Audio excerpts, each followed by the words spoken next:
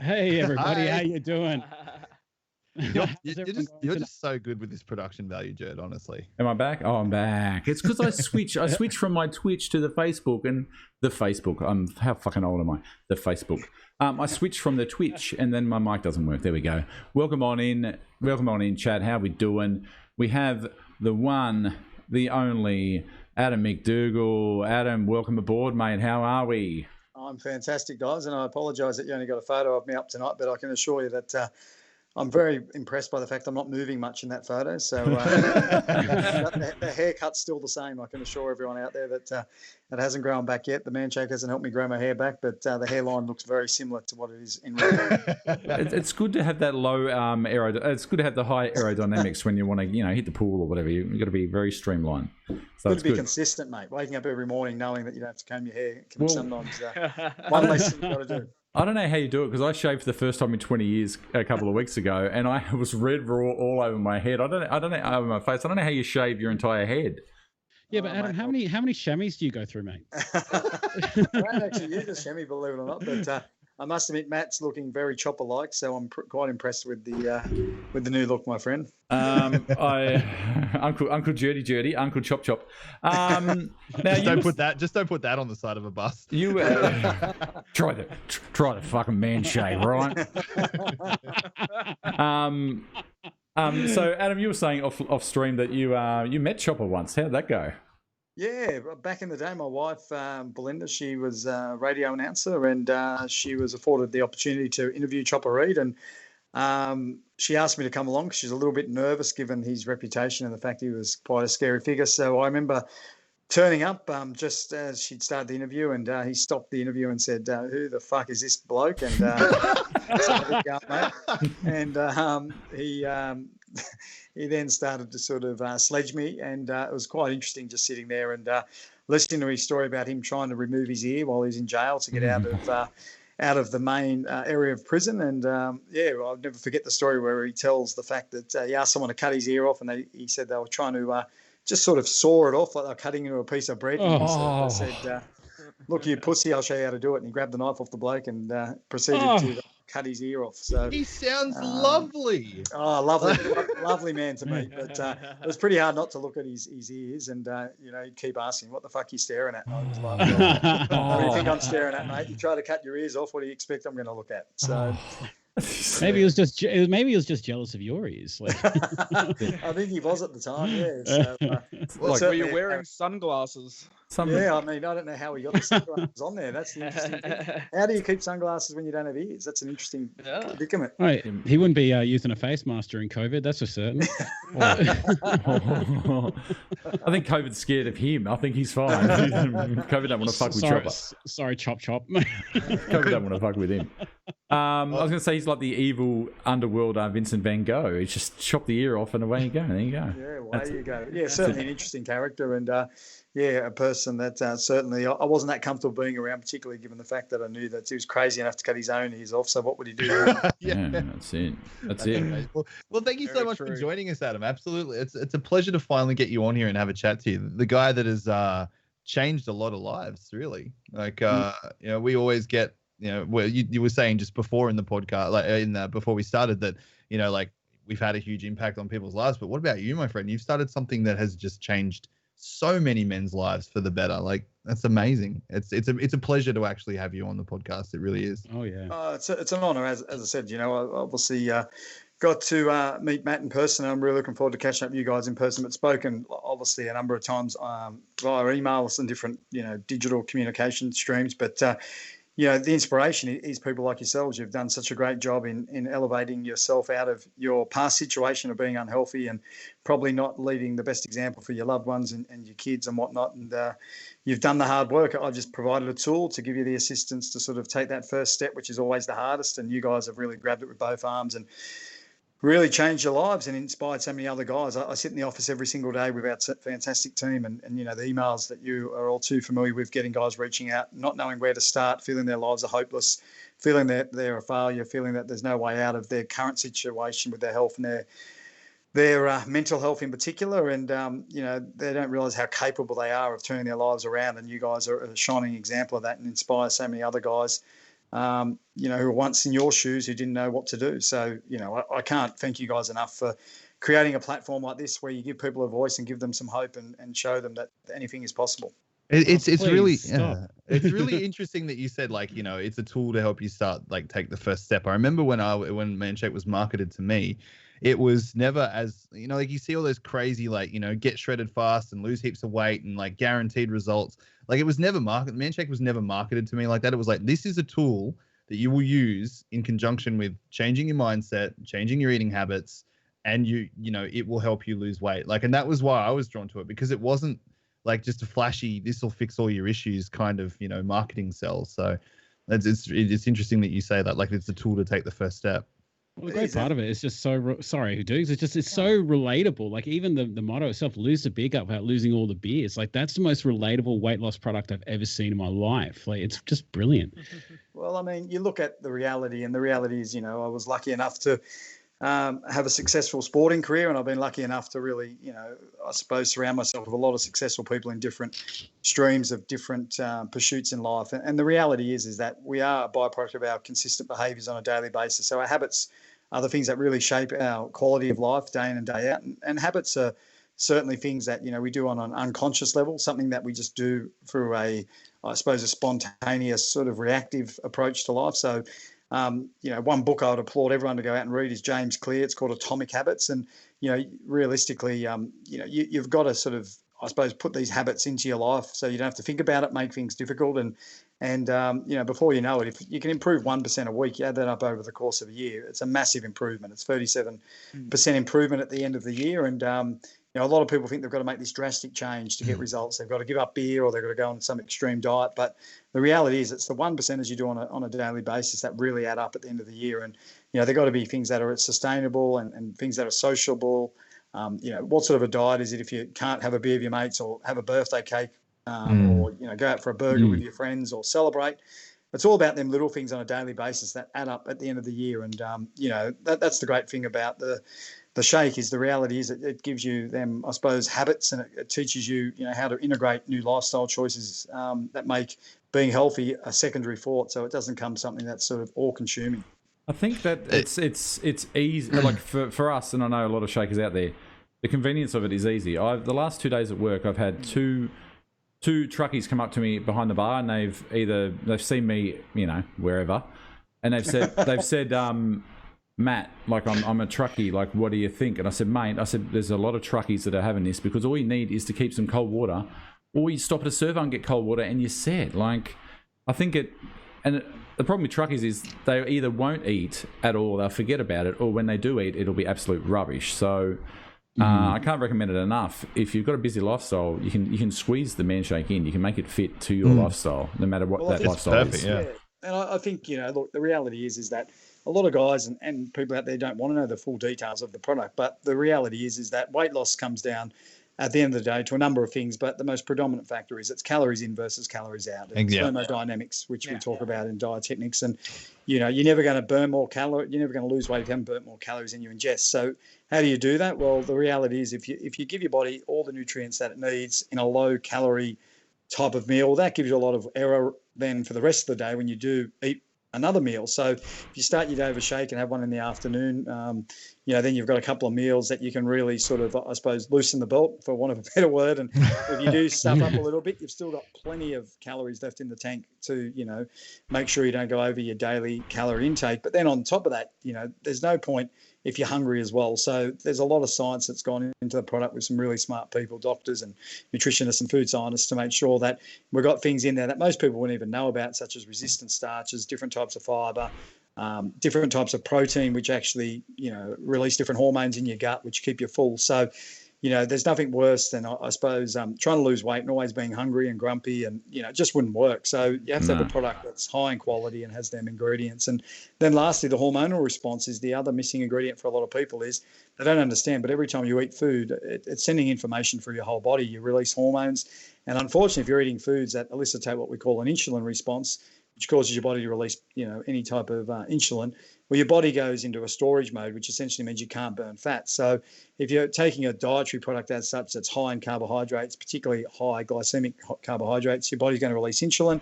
and therefore you're going to go into fat storage mode or energy storage mode, and you're not going to be able to burn fat. So we've been able to really develop a product that, ticks all the boxes. It's easy, it's low in calories, but it's high in nutrition, keeps you full, and it's got all these, as I said, other things in it which stabilize your blood sugar levels and make sure that you're not getting these spikes in glucose and blood variability, so you're not storing on body fat when you should be burning it. So yeah, there's a lot of stuff that people wouldn't really give a rat's ass about, and they just care about the fact they can drink beer and have a burger.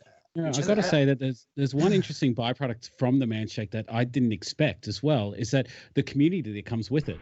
Like, did you expect to have such a strong community of blokes just that feed each other support like it has today? Like, there's thousands of blokes.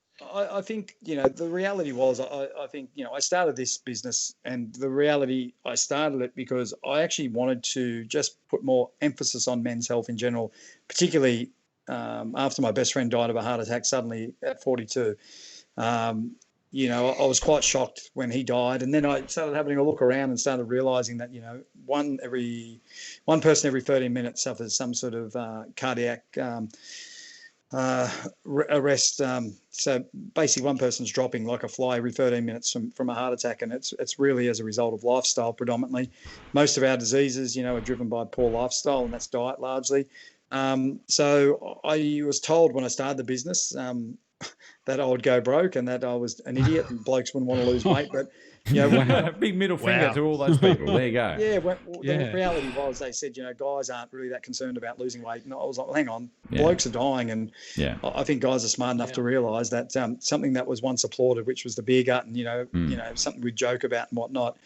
With information, I think guys were starting to realise, hang on, this is a serious problem. We're getting fatter, and unfortunately being fat isn't great for our health and isn't great for our, I suppose, ability to stay on this planet and be a good representation to our kids in particular and our families. So we want to do something about it, and I understood that, if you made a great product and you made it affordable and accessible, and you made it so that they were the heroes and it wasn't about me or anything else, it was really about celebrating the success of other blokes. I knew that, straight away other blokes would get on board because, as I said, I think you guys have shown that, when you inspire yourself, you can inspire others. And that's what we're all here for. We want to leave a legacy. And at the end of the day, we want to leave this world a better place than what we come into it. And, when you can walk away at the end of the day and say, geez, I helped, John down the road make, a better life because I helped him lose some weight and get on to eating better and just walking or whatever it might have been, it leaves you feeling satisfied. That's happiness. People think happiness is making money and getting accolades and pats on the back. I did that with rugby league, and I can assure you now there was a lot of successful and famous people I hung around with who were very depressed and not happy because they were just so self-centered and they weren't giving back. So I mean, that's the key to happiness, is helping other people. I was going to ask. I was going to say, it's really interesting you were saying that about, people were telling you that blokes they don't care about losing weight. And I feel like, because we talk a lot about mental health on this podcast as well. And I think that's a bit of a representation of how, men aren't talking up about how they feel. They're not talking up about their weight issues, and they're not talking about their body image issues. And because they're not doing that, people just assume that men don't care when they really do. I know personally, the driving force behind my desire to change was I looked in the mirror and I saw myself and I was like, I hate what is looking back at me, and I want to look better, I want to feel better. I want to feel healthier, so it's crazy that people would say that men don't care about losing weight. That's ridiculous. That's absolutely ridiculous. But I think it come at a time too, when you consider we started the business nearly 9 years ago now. And, when I was playing football at that time, when I was finishing up, no one would talk about the fact that they were feeling a bit down or a bit depressed. And, you just were told to man up and, and the reality was that with our health issues as well, if some bloke sort of turned around and said, I want help, I'm fat, blokes would look at him and go, are you serious, mate? Are you are you a Sheila? Does my butt look big in these jeans? It's not something us blokes did. We sit around the bar and say, mate, do I look fat in this shirt? It's not. And I think we were neglecting the fact that our waistlines and our health in general and what we put in our mouth has a huge role in our psychology. And people don't understand the connection between the food that they're putting in their bodies and the fact that our bodies, when we are overweight, secrete different hormones which affect our mental health and our mental well-being. And being overweight, is one of the largest indicators for depression, unfortunately.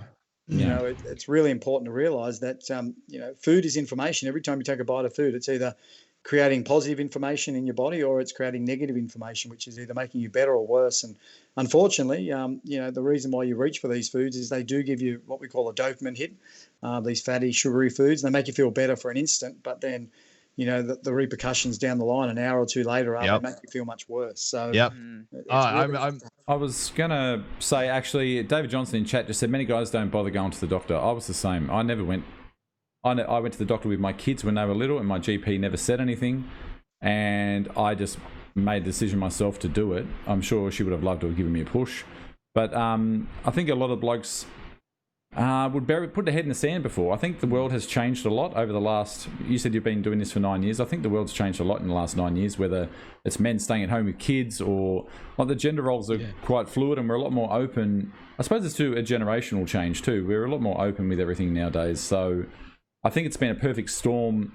You creating this product, and then the real men that are showing that it can be done out there. Like the amount of times people say it's good seeing like Joe fucking Doe showing results with this rather than having some you know, Iron Man fucking superhero here saying, yeah, use Manshake. That doesn't fucking work. Like you got a Brookie or a Garbo or something, about? You know what I mean? Like, use Manshake. I think you're really real blokes, real results. I think you really you timed it really well, and look, the results show for it, and you should be congratulated on creating a product like that. And you just see in chat here, I don't know if you can see chat, Adam, but so many blokes in chat are just saying thank you, thank you, thank you. Yeah, well, they have to thank me. I thank them because, like I said, we have, you know, a real challenge. Like I remember when I went to start this business, and you've got to get someone to blend your product. And when I worked with the food scientists and the doctors and the nutritionists, and I said, this is the product I want to make. I want to make a weight loss product that doesn't have sugar in it, because there was nothing on the market at the time that had anything but sugar. The main ingredients were skim milk and, you know, a heap of crap ingredients. Like there was vegetable oils and all these rancid things that were actually bad for your health. And when I turned around and said, well, hang on, let's create a product that's actually high in protein, low in sugar, high in fiber. And they were like, yeah, but how are you going to make any money out of it? And I said, well, that's not what I'm here to do. We're here to help people. And if we help people, then, you know, that the success of the product will speak for itself, and word of mouth will speak for itself. And there's a thing called social media starting 9 years ago where I said, well, the reality is I don't need to go on and sponsor every single sporting event or, you know, spend hundreds and thousands of dollars advertising or millions of dollars advertising. The reality is that the advertising will be the people that succeed, and they'll tell their family, they'll tell their friends, and, you know, let's invest in making a great product and let's make a smaller margin. And I actually went to 8 different companies to make my product, and they all said to me, no. When we make these type of products, we put in ingredients like maltodextrin, which is a sugar. And the reason we do that is because of the flow of the powder through the machines.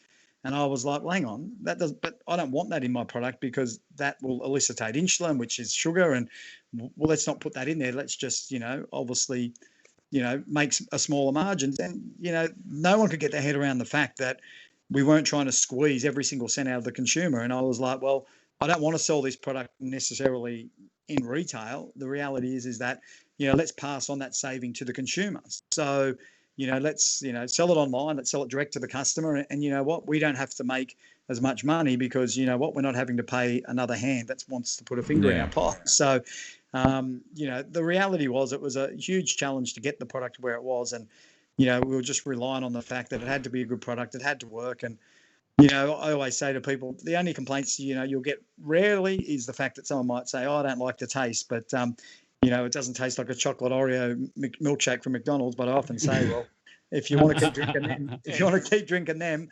unfortunately, you know, you'll always look like you're eating at McDonald's. So, I find it hard to believe that there's, like I say it all often, caramel's not my favourite flavour. Tim loves caramel. Caramel's not my favourite. No one out there can honestly tell me that they can try all the flavours and not like at least 2 of them. Like it's, some you might not like, but I don't get these people that say, no, I didn't like any of them. They're not. They're delicious fucking flavours. I don't know how people can say they don't like them. I've had a lot of people asking. It's very subjective. It's very subjective, and that's not being cruel. I think, and you guys can attest to this. And look, you know, whilst I can't put myself in the shoes of you guys who have lost a staggering amount of weight. You know, when I retired from football, I blew out to 103 kilos. I'm now 86. So, you know, and it was funny that my taste buds, and I researched it a lot when I was studying and whatnot, they would often say that the heavier you are and the more processed sugar that you ate. I was pre-diabetic after I retired from rugby league. So, you know, a lot of people aren't aware of that because I was eating so much carbohydrates, like, you know, on a day of training, because, you know, rugby league's not about health, it's about performance. And, you know, in reality, we would drink up to 3 litres of Gatorade a day. We'd eat 500 grams of Allen's lollies or, you know, natural confectionery snakes, pasta, rice, bread. You know, we were basically, you know, just running around with blood sugar levels like I'm going to play footy, guys. A kid at a, you know, at the Easter show. But the reality was that, you know, I did notice that, you know, my taste buds when I lost weight changed significantly. And, you know, that's the thing, things that used to taste not so sweet, all of a sudden when I went off the sugar, all of a sudden when I went back to them things, they were just way too sweet. So, yeah, if you want to really lose weight, you find a way to get it done. And there's certainly different ways to make the shakes taste well. And I think, unfortunately, we always look for excuses. And unfortunately, you know, to say that something doesn't taste good, you've got to find something that's a bigger driver than just taste. What's your why? It's an easy cop out. Yeah, well, what's your why? You know, my why is my kids. You know, I get up in the morning and shit, there's days that, you know, I get up and I go, fucking Sam Burgess, you prick, my back's killing me. That's when you belted me, you know, or Gordon Tallis, thanks for the sore shoulder or whatever it might be. But, you know, when my daughter says to me, hey, Daddy, can we play chase? You know, I've got to do it because otherwise, you know, I'm letting her down. And that's my why. My why to stay healthy is my kids. And, you know, at the end of the day, if it means that, you know, I'm having to make a sort of a bit of a harder choice between, you know, perfect taste on every single meal that I have or something that, you know, tastes okay and it's going to help me be healthier. Well, you know, I might not always want to eat my vegetables at night, but I certainly do it because I want my kids to eat theirs. So it's certainly that sort of game that you've got to play with yourself. What's more important, you know, the instant gratification or the long-term benefit? And, you know, everything's hard in life. You just got to pick your hard, you know. It might be hard in the moment, but I can assure you now, you know, in 6 months' time, the hard's a lot easier than what it would have been if you didn't make that tough choice today. Lloyd, you got a question for Adam? Yes. Lloyd. I'm going to come up with a really hard one. What's your favourite flavour manshake, Adam? Hands down, I must admit, I'm a hands down choc mint guy without anything added to it. Choc mint is great. I love choc mint, and I don't know what it is, but I'm just a choc mint fan. And my favourite bar, and they can attest to it in the office, is the white chocolate coconut bars. I'm smashing 2 of them a day, and I can't help them. And probably my favourite dessert though is I love making the. You mean these bars right here, Adam? These bars right here. Billy Dibb, the world boxing champion, got me onto he was the brains behind the chocolate mousse, and he told me to get the manshake flavour, whichever one you want. Once again, I do go the choc mint and add some Greek yogurt to it, and put some frozen blueberries and some cacao nibs and some coconut flakes, and make it into a pudding. And I must admit, after dinner, I make the chocolate mousse. Every single night, it's my go-to. I do a very similar one, but I go the chocolate super greens, some frozen berries, some flaked almonds. Yeah, amazing. And good. I like it thick as well. So, you know, there's a lot of people that say it's too thick, but I like to think that I'm sort of nearly eating something. So, and you know, it's quite interesting, you know, the brains behind the sort of shakes in the first place come off the back that a lot of people aren't aware, but as athletes, you know, that's how we start our day every single day is usually with a liquid breakfast, a smoothie type of breakfast. And then after we play or after we train, we're drinking 2 or 3 of these shakes a day. So, I had plenty of practice over the years in making different shakes and you know, working out what I liked. And, you know, if I've got time in the morning and I get to use the blender, you know, I won't lie to you, I sort of love I love using the vanilla one and I love throwing in mixed berries. And same. That's my, you know, well, that's my favourite. And a bit of Greek yogurt. Speaking of white chocolate coconut, have you thought about making that into a shake?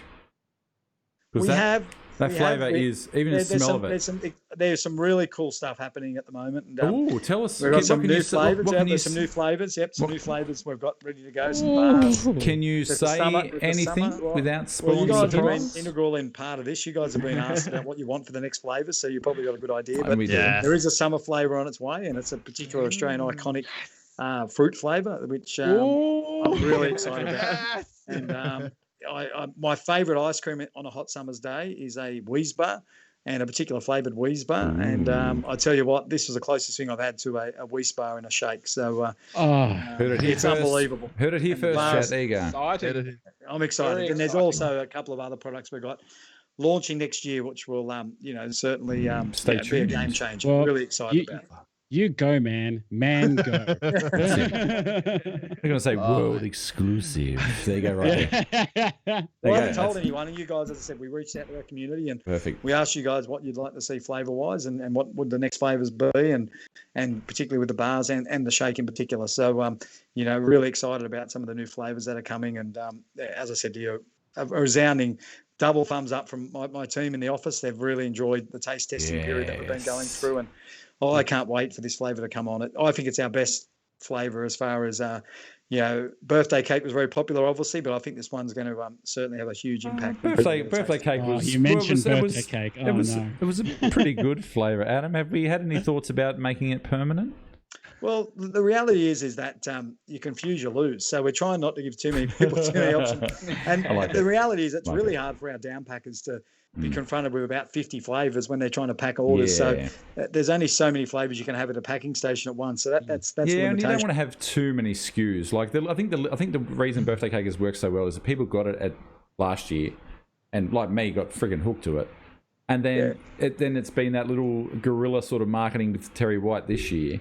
And I don't think it would have had the same impact if it had been just a regular sort of flavour. So I think there's some merit to that, definitely, when it comes to. It's like my wife. I enjoy seeing my wife a few hours of the day, not all day. So little doses. Are you ever going to go like off the chain like Cadbury's done every now and then and do like some out of the box flavour, like when they did Vegemite in their chocolate? You ever thinking like doing a Vegemite shake or something like that? No, I don't think so. Only because of the fact that I can honestly say that every single product I use, and I designed this product because I wanted something that I could use on a daily basis, like the chocolate greens. I didn't want to have to be cooking bloody vegetables 4 or 5 times a day, and I use shakes on the run, and I didn't want to not be using something that I was promoting. And the reality is it's like the shake for me in the afternoon. My best tip for anyone that's struggling with their hunger is, Kirk Gidley, actually, the footballer who, is a pretty sort of fit looking guy, Just a bit. Just a little bit. As a professional athlete, our biggest challenge is, and that's why most of us blow out when we retire, is we eat enough for 4 men most days. Yeah. And you're not training anymore, and that's why you blow out pretty quickly because of your appetite. And Kirk Gidley got me onto the fact that what he did was he was at about 4 or 5 o'clock, he would grab a shake. And it was funny because when he bought the shake, and I found out, his wife told me, and I said, he doesn't really need to lose weight, which a lot of people sort of first say, oh, why would he need it? Well, it was because he was smashing pasta and bread and rice, and he was feeling, pretty, I suppose, ordinary after eating like he was as an athlete without burning it off. So he worked out the little hack that if he had a shake about an hour or so before dinner, and by the time he got to dinner, he wasn't sort of reaching for the bread rolls or the pasta or the rice, and instead was just having the vegetables and the steak. And, he was already full, so he wasn't, making them poor choices. So, that's something that on my daily routine. It's pretty simple. I get up in the morning, I go for a quick walk. I get in and play with the kids, and then I have my shake on the way to work, and then I'll have another shake in the afternoon, and I eat a normal lunch and a normal dinner, and it stops me from letting myself off the chain too much where I'm overeating, because it's a problem for all of us. I've got to say, did you go a little bit off the chain? Because I've been looking at all these recipes, Dukes, and the Vegemite chicken, is that your creation? That's actually delicious. I would try that. I tell you what, my wife and I, we heard someone talk about it once. It's like the beer chicken. So we're on the Terps one night, and it got a little bit weird conversation about different ways to cook poultry and whatnot. And I never got my head around how you shove a can of beer up a chicken's backside and actually. My dad used to call it chicken a la coit. But so I was a bit scared to do that, but I thought, well. Then another mate suggested the fact that, Vegemite, he was a big Aussie fan, big bogan, and he sort of said to me, mate, you ever put Vegemite on a chicken? I said, you're going to be kidding. He said, mate, it'll make the skin so crispy you won't know it. Anyway, I gave it a go, and I stole his recipe for the book. And them 2 books that I actually wrote, that was probably the hardest thing I've ever done, was actually making sure them recipes were original, that you could actually cook them. They were done on a budget. So every single recipe in them books, I can assure you now, it actually took them 3 months to sign off because they actually had to go away and actually test every recipe, every ingredient to make sure that when we put the book out, that was actually 100% the actual recipe that would work. So full credit to my team who helped me put them great recipes together. Guys, seriously, get on this book. It's absolutely amazing. I've had a good read. It was a really good read. It was a really good read. Yeah, well, it took, I think you don't ever write a book for the money because you don't make any money out of it. And it was funny because I actually got offered a lot more money to write a book on people wanting to reminisce about rugby league. And I sort of said to the guys, look, the reality is that I don't want to send people to sleep talking about, how great I used to be on the football field or how bad I was. But the reality is that I'm more passionate about writing about health and general tips and some of the foods and how to cook, because I think if you really want to empower yourself, the only way you can truly empower yourself when it comes to your health is knowing what's going in your gob. And, if you eat out all the time, unfortunately at restaurants, and I get a lot of people on the go and they're busy, but, we can get into it. But the reality is that the reason that food tastes so good when you eat out is because it's full of sugar. They don't tell you they're putting sugar in it. It's full of fat. It's full of, obviously a lot of other ingredients to increase the shelf life. So full of salt. There's a lot of stuff that they put in it to get you hooked. And at least when you're cooking at home, you know exactly what's going into that food, so you can really control how many calories you're having every single day. Yeah, I was going to say, you were saying you had the shake on the way to work. You told me a funny story about you driving to work one day when you had no water. Do you remember that story? You want to tell the boys that story? Yeah, I've become a bit of a fan of. I've become a bit posh these days, but I'm a big fan of just tap water generally. But I must admit, I like a bit of a bubble here and there, and I was a bit of a soft drinker in my day as well when I was playing football. And no. I like a bubbly drink. So I had my steel man shaker, and I was going to Sydney to actually go on TV a few weeks back, and I realised I didn't have any water on the drive down, so I put up at a set of traffic lights and I put in the sparkling water into the shake and gave it a massive shake. And then I put it back in the console, and then about 5 seconds later, the whole lid exploded off. Man shake went all over the roof of the car, all over, and I was like, "What the fuck was that?" And I realised it was obviously the sparkling water. So, That's amazing. That's amazing. So don't mix it with sparkling water, and the bubbles, aren't worth the trouble you get when the actual lid explodes. Okay, two follow-up questions to that. A, what flavor shake was it? And B, what kind of car are you in? Well, it was a choc mint shake because, as I said to you, whenever I'm just going pure water, I love my choc mint. And, it was just my car, which was just a second-hand old BMW. And the reason I've got a BMW is if you see me drive, I'm not very good, and I've got 2 kids. So I wanted to get one of them BMWs that was made in 1970 out of World War II German tank. Oh, wow. And I've literally been hit twice in my car, no word of a lie, and twice the other car's been written off, and twice my car's airbags never went off. So wow. All right, kids, get into the Panzer. Hey, you pick up a second-hand European car these days, or pre-COVID, I know second-hand cars have gone up 2 to 3 times, but pre-COVID, you can pick up a second-hand European car for $5 to $6 grand without any problem in the world. So they're more like 18 grand now, unfortunately, because of COVID. But anyway, if you want to be safe and be a bad driver, buy yourself a European car. That's my suggestion. Well, every European car already does. There might be one going cheap soon with man shake chopped mint all on the upholstery. So we sat down and figured out some questions for you, Dukes, like over the week, because we were all nervous and we were all fanboying and we were like, oh my God, what do we ask him? And you've actually answered my 2 questions pretty much before, just talking about starting the brand. So I've got one question that I'm actually dying to ask you. I'm a huge rugby league fan, especially when it comes to State of Origin. It's my favorite time of the rugby league calendar. You actually played State of Origin for New South Wales.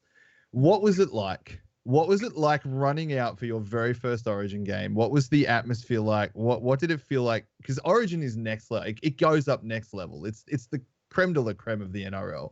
Like, what was that feeling like?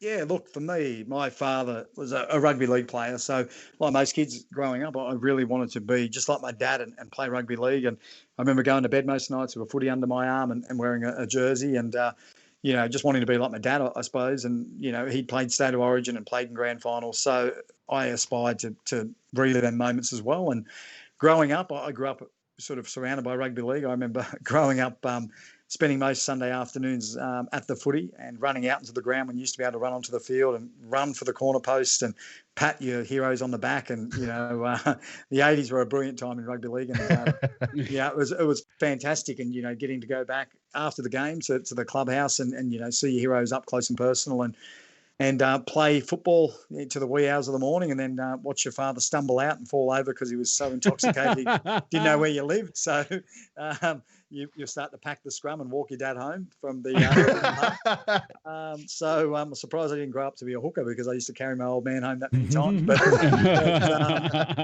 they were fantastic times and really shaped my hunger to really want to go on and one day play rugby league for a living. And when you work into that situation, the goal is to play State of Origin. I think it is the toughest football. And, I'll never forget watching my first State of Origin match and, watching guys who were club mates all of a sudden, step onto the field and punch the crap out of each other and, want to kill each other. It's something I'd never seen before. These blokes were like best mates and then all of a sudden worst enemies. And something that I've always I suppose, been jealous of is just the passion that Queensland have had and the hatred they've had for New South Wales. Queensland. It's unbelievable. It's real. Queensland. It's real.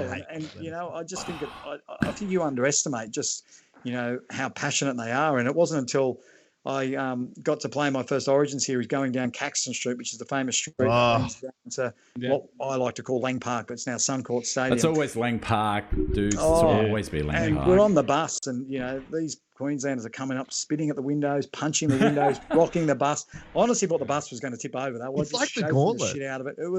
But it was such a buzz. And, and then running out, onto that field, there's nowhere to hide. You've got your surname on the back of your jersey. You're representing your whole state. There's no worse place to be than a winger in State of Origin because you've got beer cans whizzing past your head from the side of this ground. Frozen oranges, which I'd never expected coming over the side. Frozen oranges. Wow. Some of the best abuse I've ever copped in my whole life. Frozen. And it was just, another atmosphere, another level. And, I was very blessed, I suppose. I come into the series when New South Wales were a fantastic side. In 98, I was the only debutant that year. And I walked into a side where, no word of a lie, probably only 3 or 4 years earlier, I had posters of some of them players up in my bedroom, which sounds a bit weird. Wow. But, that's amazing. Yeah, Andrew Eddinghausen was my hero. I got to room with Andrew Eddinghausen. I had, guys in that team like Glenn Lazarus. There was just some, icon, Laurie Daly, Ricky Stewart. There were just so many legends in that team. And to sort of all of a sudden, not asking for their autograph, but running out on the field with them was a pretty special moment. But what made it pretty seamless for me was the fact that we had this huge character of a coach called Tommy Raudonikis. And he was certainly just a time machine, just back to, the 60s or 70s where, he was just the funniest human being I've ever been involved in my whole life. He was such a character and he just took the pressure off us straight away. It was a 10-day camp and no word of a lie, the first 5 days, all they did was drink. I just couldn't get my head around it. It was pub golf, like for the first few days. Pub golf, I don't know if anyone's ever played pub golf, but you essentially go on a bar hopping exercise to about 18 pubs and you basically, it's called like a free, they give you so many beers you got to drink at each hole or each pub. Yeah. And, if you drink over, that's, that's your score. You're 1 under. So if you drink 4 beers when it's a free par, you're 1 under. Yeah. And I'd never seen human beings consume so much alcohol. And then 5 days later, dry themselves off, dust themselves off, go out and play the hardest game of football that you'll ever play. But my favourite memory of that Origin series was just being involved with Tommy Raudonikis and, something me and my wife still laugh about to this day. They have an evening where their families come in and they present the jerseys to them. And I remember Tommy Raudonikis coming up to me, shaking my hand, and my wife, who was my girlfriend at the time, went to say hello to Tommy, and Tommy said to her, "Who are you, darling?" And she goes, "Oh, I'm Adam's girlfriend." He goes, "Well, haven't you fucking won lotto? Look at you." And obviously, I got a head like a beaten favourite. It was the funniest thing I've ever heard in my life. My wife went, "What?" He goes, "You're batting average, darling. You're batting overs, darling," to my missus. Oh, my God. It was so funny because, he was such a smart ass, and my wife's just going, "Is he fucking serious, this bloke?" And he just knew how to take the pressure off. And running out into that State of Origin match, most people would have thought, we're talking tactics and whatnot before we ran out. And he was just talking about, all right, guys, when you get out there, I want cattle dog, which means we're just going to punch the shit out of the first Queensland that we see. So, do you have a favorite State of Origin brawl? Because mine is is when Brett White knocked out Steve Price and Trent Waterhouse got sim in for some reason. No, that is my. I know it was horrible because Steve Price did drop to the ground, and I felt really bad for his wife. She looked so worried. But Justin Hodges after that wanted to fight everything that moved, and then Ben Cray ran up and pushed some dude in the back, and then backed off really fast. And it turned into the last 5 minutes of that game was just how hard can we hit each other to the point that we have a brawl. But have you got a favorite? Have you got a favorite brawl? Well, mate, I probably shouldn't say this because he'll get filthy, but I must admit, he's a good mate of mine, and the bloke I respect most in the game was Andrew Johns. But you can't go past, when he punched Jamie Goddard in the mouth and started jumping up and down like he was, Mike Tyson, and then unfortunately Jamie Goddard just put one straight on him and at the end of him. It was quite funny in the sense that Joey's jumping around, but I also love the Billy Moore. There was a great brawl. I wasn't in that game, but down at Melbourne, and Billy Moore tells a great story where he said that he was looking for the I suppose the softest bloke he could find, and he found David Barnhill, and he said, if you don't hit me, I won't hit you. We'll just roll around. Yeah. So Billy Moore and David Barnhill are rolling around on the ground, and Billy Moore tells a funny story that when he wasn't, ready, Billy Moore said that David Barnhill give him one in the mouth when he wasn't expecting it. So I think, but yeah, Origin, mate, it's certainly a great spectacle, and it's a shame that I don't condone violence, but you must admit that just knowing that it erupted any time. I think the other night was certainly something when they brought back a bit of the biff. It certainly brought back a lot of good memories. Someone feels very passionate. Someone in chat asked, what do you think about interstate Origin? What do you think about them playing in Melbourne and Adelaide and stuff like that? What do you think about that? Yeah, look, I'm probably not as big a fan of it simply because of the fact that I just don't think there's that hatred between the fans. And when you go up to them places, I think that's what makes it special is the fact that, unless you're born in New South Wales or Queensland, I don't think people can appreciate just how much dislike there is for each other. And, the reality is that, I sort of blame a lot of it on the great side we had in 2000 when we won the series 3-0. And if you go back and see the hand grenade celebration that Brian Fletcher decided to do, Queensland still play that footage to their guys that walk into camp for the first time to just show them how little respect New South Wales has for Queensland when they got their foot on the throat. And, certainly Queensland have always played the victim, and they're certainly fed off that. And, the fact is that, they've really dominated Origin off the back of the fact that New South Wales had a really good run there, and to win 8 series and to develop the players that they have, arguably, the greatest player outside of Andrew Johns would be Cameron Smith. And, then you've got Darren Lockyer and you've got Billy Slater and you've got Cooper Cronk, and John First and Greg Inglis.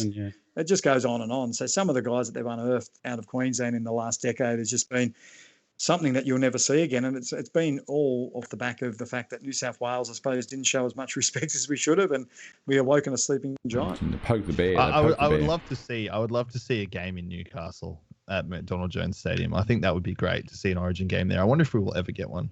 Yeah, I think commerciality, you just never know, do you? So it's an exciting thing. But the thing I love about Origin, and I suppose when I retired, I had to go up there and work for Channel 9, and I just started the Man Shake, and it's a funny story about the Man Shake. And I remember Petro Simonaseva and I were heading down to do the cross for the Channel 9 News at 6 o'clock, and I didn't want to have to walk down Caxton Street because, as I said before, it's just a zoo. It's a wild place. And, but you can't get cars down there, so I had to walk through, and I had to do it. So I'm walking down Caxton Street, and this bloke yells out, "Hey, Petro!" And then a few seconds later, I'm going, "Here we go. He's going to give it to me, this bloke." And he yells out, "Hey, Lockie, Darren Lockyer." Give him a bit of a wave, and I said, "Petro, I'm just going to pretend I'm Darren Lockyer from now on." Anyway, you need to say, "Hey, going." These 3 blokes, weren't far enough away were close enough to realise it wasn't Darren Lockyer, and they walked up to me in their Queensland jerseys, and they've stuck their hand out, and I go, "Here we go. What are they going to say?" And this bloke goes to me, "Mate, I just wanted to say, I fucking love to hate you as a footballer, but thank you very much for the man shake, mate. You've helped me lose my gut. So I then there and knew, like, you know, that we'd made a decent product, because for a Queenslander to give me a compliment, we knew that we'd done something good. So, but yeah, that night, Petro 77 still laughs about it, the fact that I was running down Caxton Street, and just because me and Darren Lockyer have similar, and without being racist, I now would know what it's like to an extent to be Asian, because I know discrimination, because the reality is just because I'm bald, everyone else thinks I look like every single bald bloke in the world. And it's just... Actually, speaking of, hold on, I'm going to do this, Adam, just while you mentioned that, we're going to go back here for a sec, and we're going to, where is it? Oh, where is it? Bloody hell. Pexto's done a little, there we go. Oh, get him out of the way. There we go. There you go. The usual suspects. Because you're bald, we're all just, bald. Every single bald man looks alike. Right. So, follically, you know, it's follicism, I say. It's discrimination based on your hair follicles. Follicism. Can you grow the beard, or is it just like you just keep clean shaven? Yeah, look, I've never really tried to grow a beard. I mean, grown a few mustaches in the time, and it's funny because I didn't have red hair as such, but I must admit that I get a few bits of ginger in the mo, which is quite interesting. So it must be my Scottish heritage. Yeah, I got a red beard. Someone called me Bluey once. I'm getting a few grey hairs these days when I don't shave as well. So, I mean, that's depressing as well. So, you know, the thing is, when you sort of got no hair, you don't really notice, you know, the grey hairs creeping in as much. So you don't realise that Father Time is sort of marching on, and you're getting grey and you're getting older when you're bald. So, you know, it's sort of like time stands still when you're bald. You know, like you don't realise how you're aging as quickly as when you're sort of got normal hair and it's going grey, or you're losing it. And time certainly reminds you a lot quicker when you got hair. I wouldn't know. I have beautiful, luscious locks. You do have luscious locks. Well, mate, we did. How much does that cost you to get cut every week? I'll tell you what. I actually do get my hair $3. cut like every 4 weeks. About $3. It's pretty ridiculous. It's about 80 4 bucks. weeks. It's every 4 days for you. What's a haircut cost? Can I ask? Someone told me they got a haircut the other day for $80. Is that fair, Dingham? My haircut's $20. Wow. Yeah, so well, it depends whether you go to a hairdresser or a barber. So, yeah, if you go to a barber, generally it's like $15-20. If you want to fade, it's an extra $5. And depends if you want to have a shave as well. Yeah, you get the full treatment. My sister-in-law's a hairdresser, so $0. I paid $20 about a week ago. Haircut, beard trim, and I got a beer while I was getting. That's a bar.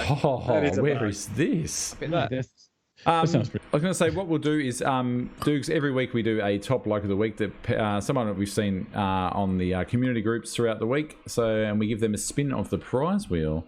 I don't know if you're aware of the prize wheel, but we have a prize wheel. I'm aware of the prize wheel. Okay, good. I've been told about the prize wheel. Good. I'm glad Jess has told you about the prize wheel.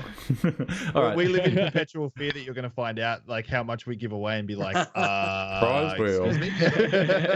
Cancelled. All right, so we're going to go over here and we're going to do our top bloke of the week. This week, our top bloke of the week is Nick Green. Have a look at Nick Green here. Nick Green. That shirt. Dude, it's amazing. I want some watermelon. We picked him purely based on his shirt, not his weight loss, just so you know. Nick Green, 37 years old, from Maruda near the Hawkesbury. Oh, close to me, local boy. Husband and father of 4. He was sick and tired of not being happy with the man in the mirror. I think we've all been there. Nick lost his job because of COVID. He was in the tourism industry, giving presentations for people all over the world and hating every photo they tagged him in on Facebook. With his new office job, he decided that was it. He was sick of being fat, and he's completely smashed it, and that is why he's top bloke of the week. Well done, congratulations, Nick. Well done. Hey, dude, you should feel honoured, mate. You'll get a congratulations from Adam McDougall himself. There you go. What a beautiful part of the world, Maruda. It's a great name, and it's a great place. So, that's it. What an inspiration for his 4 kids as well. And, look, once again, losing his job in these tough times. There's so many people out there doing it tough at the moment. So to get a sense of achievement, which he's obviously got now through, turning his health around, is huge. So, there's a lot of people doing it tough out there, as we all know. And, to find some positives in our lives and to realise that, we have the power to, have these things happen to us in life, which aren't always good, but then to focus on other areas and sort of find some wins there. It's an inspiration to us all. So, that's it. Ladies and gentlemen, should we? Yes. Should we do it? Let's do it. Spin that bitch. Let's go. We're spinning the wheel. All right. Wait for this to run out. I love that. I just it never gets old. Just watching the video quality on our end as opposed to what it looks like on the actual Facebook page. That's it, mate. It's all smoke and mirrors back here, baby. All smoke and mirrors. Theatre restaurant of the mind. All right, Ash, what are we doing? All right. So as you see there, you got the color coded prizes on the left hand side, and you got a wheel in front of you. So what we're going to do is going to spin this wheel, and you get what you get. You don't get upset. That's what my little daughter says. All right. I think my kids say that too. It must be a preschool thing. It's a preschool. Really, my little boy says, "I wanna." You suck, Dad. What are we going to get? What are we going to get? What is that? Oh, blue. We got blue. 3 boxes of Man Bars. There we Congratulations. Make sure you get the white chocolate, my friend. Yeah, throw them in the fridge. Throw them in the fridge. All right, there we go. I was saying, just try not to have more than 2 a day, Now, otherwise you'll launch yourself to the moon. I was going to ask you about the. I love this white chocolate. It's my favourite. I've got 3 last month, and they live in the fridge.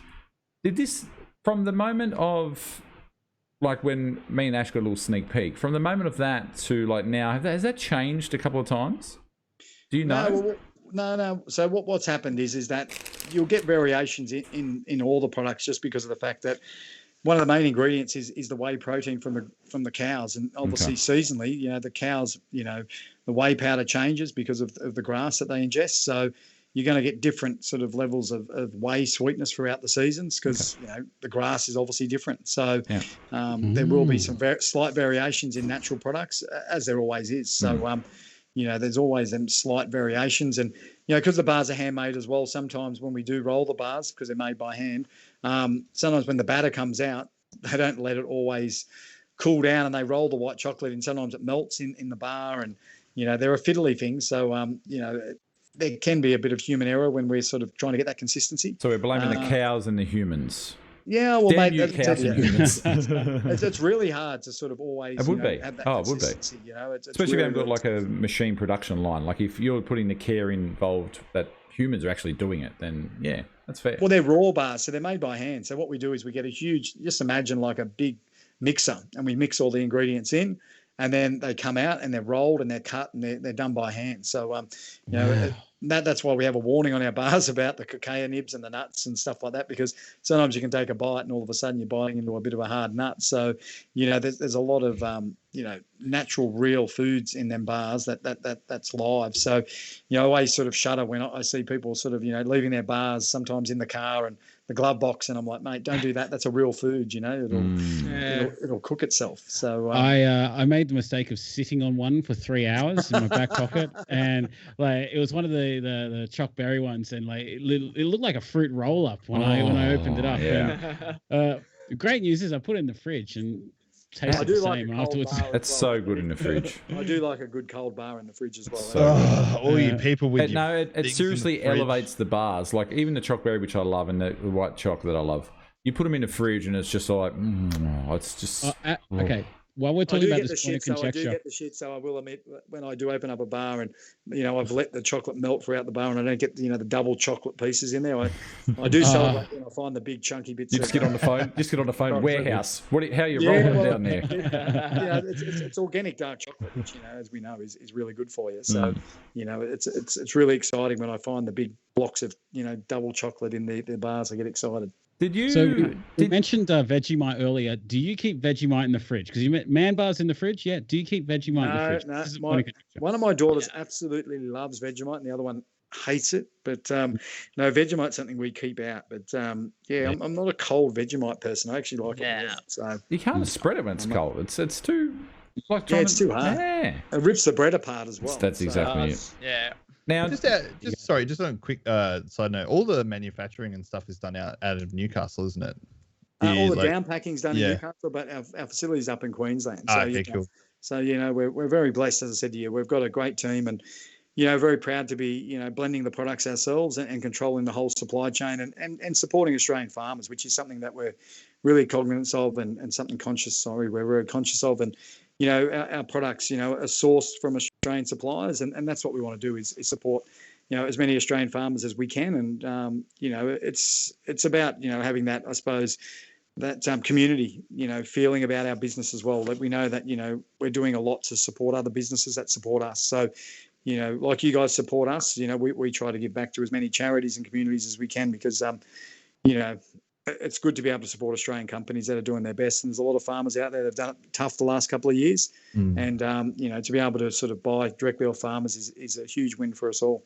Now, I might have to take a wander down to your Newcastle crib and have a bit of a peek around. Get welcome some behind to come and have a look anytime. For the page. There's a lot goes into it, and a lot of people I don't think appreciate just the fact of what it takes to get the order to them sometimes, particularly during COVID.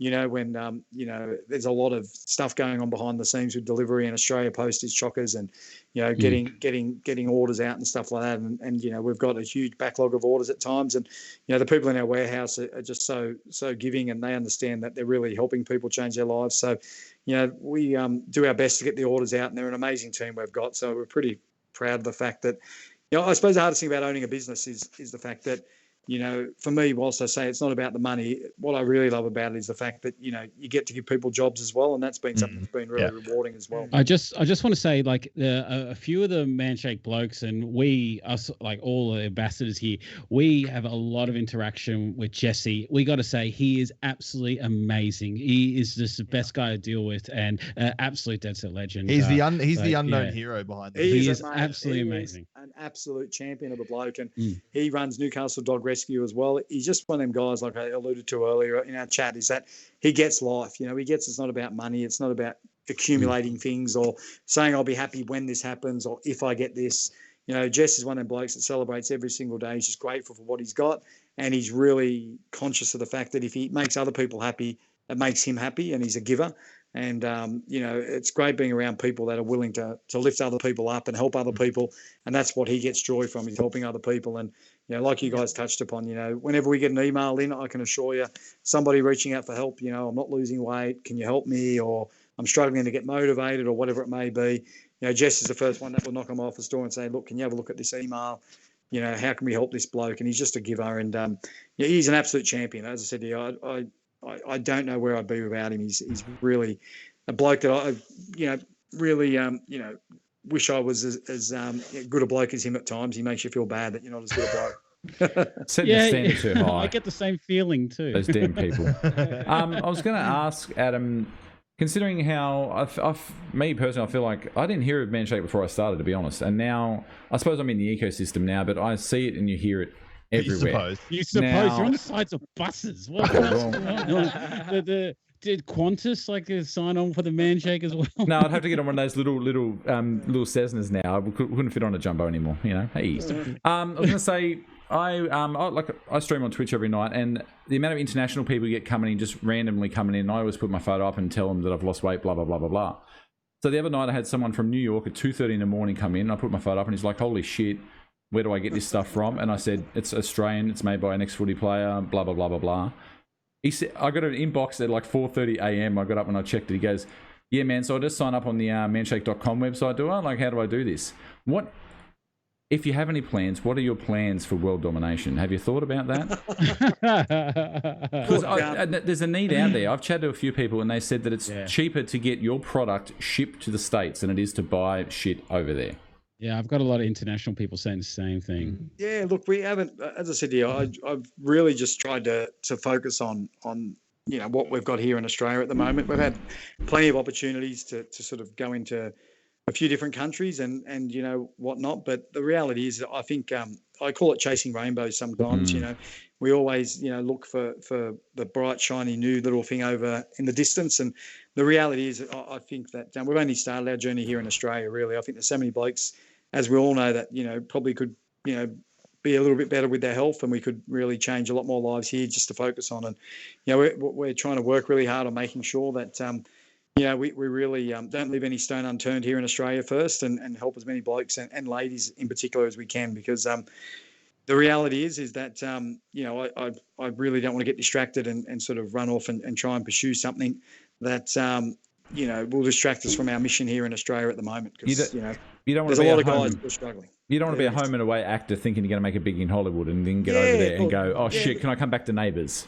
I think that's a good analogy. Yeah. But you guys have made the transition, and you guys are living proof of the fact that you can change. But the reality is that, you know, I've got a lot of empathy and understanding for most people out there and the situations they're in, because like I said earlier, you know, life is bloody tough, you know, whether it's financially, whether it's time-wise, whether it's, you know, trying to overcome habits that you've developed over a number of years, whether or not it's the fact that you're lacking confidence to change your life. There's a lot of people out there struggling, and I don't think we've really got to hardly anyone at the moment. So, and thanks to you guys and people that are successful, they're the living light of what, you know, we're the guides, but you guys are the heroes. Me and Jesse always talk about it. You know, we're the guide, and we, you know, put you on the way to do it. But at the end of the day, you guys are the heroes because you've done it, you know, and that's every single person out there. You've got the power to change your life. You just got to decide that you want to do it. So I gotta say, like, in today's day and age, like, where you could buy a product and it does exactly what it's advertised to do and it meets all your expectation, it's so rare. And that's the most refreshing thing about the Manshake, is that it literally does everything it says that it will do, and if you follow it, you will lose a tremendous amount of weight. And it's no bullshit. Yeah, it's absolutely no bullshit. Like, well, it's been independently tested by, you know, universities. You know, we've had doctors, as I said, help with the formulation, you know, and probably one of the biggest compliments I got, it wasn't too long ago, was from a guy that specialised in obesity at one of Australia's leading universities and hospitals. And he said to me, "Nate, all you've got to do is turn over the pack and look at the ingredients and realise that, you know, you actually care about the people you're selling this to. So it's not packed with shit. It's actually packed full of ingredients that are expensive, and that really work. You know, you got things like probiotics in there, prebiotics, resistant starches, as I said, different types of wheys. You know, you look at the other competitive products without smashing them, but the reality is, you know, you're squeezing 26 grams of sugar in a lot of these weight loss shakes, which is as much or more than a can of Coke. So, you know, how the hell's that going to work? Sugar's cheap. You know, you can make a lot of money selling crap, but the reality is people are going to work it out quick enough. And that's why there isn't any really weight loss products out there, let's be honest, that's got the face of an ugly bald man on there like we do, because if you walk down the street and your face is on a product, I tell you what, you're going to hope that it works, because otherwise there's going to be a lot of blokes who are still fat that are going to want to come and sit on you. So I think we've got to be careful. Whoever invented high fructose corn syrup needs to be chucked in the Hague, I reckon. Well, I mean, it's a bit like the food pyramid, isn't it, guys? You know, I won't bore you with it, but studying, you know, nutrition and whatnot, you know, the reality is, we know that, you know, without conspiracy theories, the reality is that, you know, a lot of what we've been brainwashed to believe has been as a result of big pharma, big industry.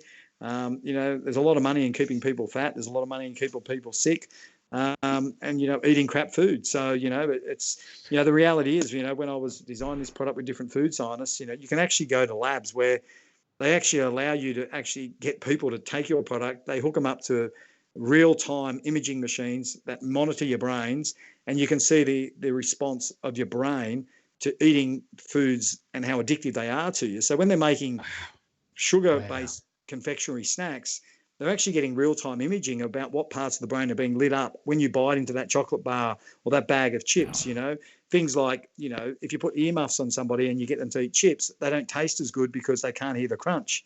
You know, just little things like this. You know, it's amazing how, you know, food scientists can really manipulate how we eat. And the reality is we're overweight because, you know, foods are so hyper palatable these days. They're so tasty, they're so addictive that you're not weak-willed. The reality is the game's stacked against you, because food scientists know what buttons to press. They know that, you know, our ancestors, for example, overate to survive. You know, we weren't designed to live in the world that we live in today. You know, our DNA hasn't changed that much, you know, in the millions of years that we've been here. But when you look at the last 10,000 years, how much our lives have changed, you know, we didn't have food every single street corner. You know, we're not meant to burn calories. We're meant to be lazy because food was hard to find. So, you know, people that say that we should move more and eat less, you're never going to lose weight doing that, you know. So you've got to actually put an environment around yourself to protect yourself from yourself. So, you know, if you don't want to eat crap food, don't put it in your house in the first place. That's probably the easiest tip for anybody out there that's struggling at the moment and, you know, thinks that they're weak-willed. You're not weak-willed. If you put something in front of you that's crap, you're going to eat it. And if you put it there for your kids and say it's for your kids, well, you're going to eat it as well. So exactly, I still eat my kids' leftovers. And, you know, I grew up, you know, not with a lot of money like most of us did. And, you know, we were taught that you weren't to leave anything on your plate. And it's probably the worst habit I've got. My kids might come home from daycare with a snotty nose and, you know, they won't eat some of their sausage and I'll end up eating it. And I'll eat, you know, the next day I end up with a snotty nose myself and I go, you tired ass, why'd you do that for? But quietly, how good is the dad tax for dinner? It's so good. It is good. I won't lie to you. When my wife's not watching, I go to my kids, look, this is really good. So, but you won't like it. It's spicy. Don't you? It's funny. Were you going to say something before, Lloyd? I thought you went to say something. Yeah, what was I going to say?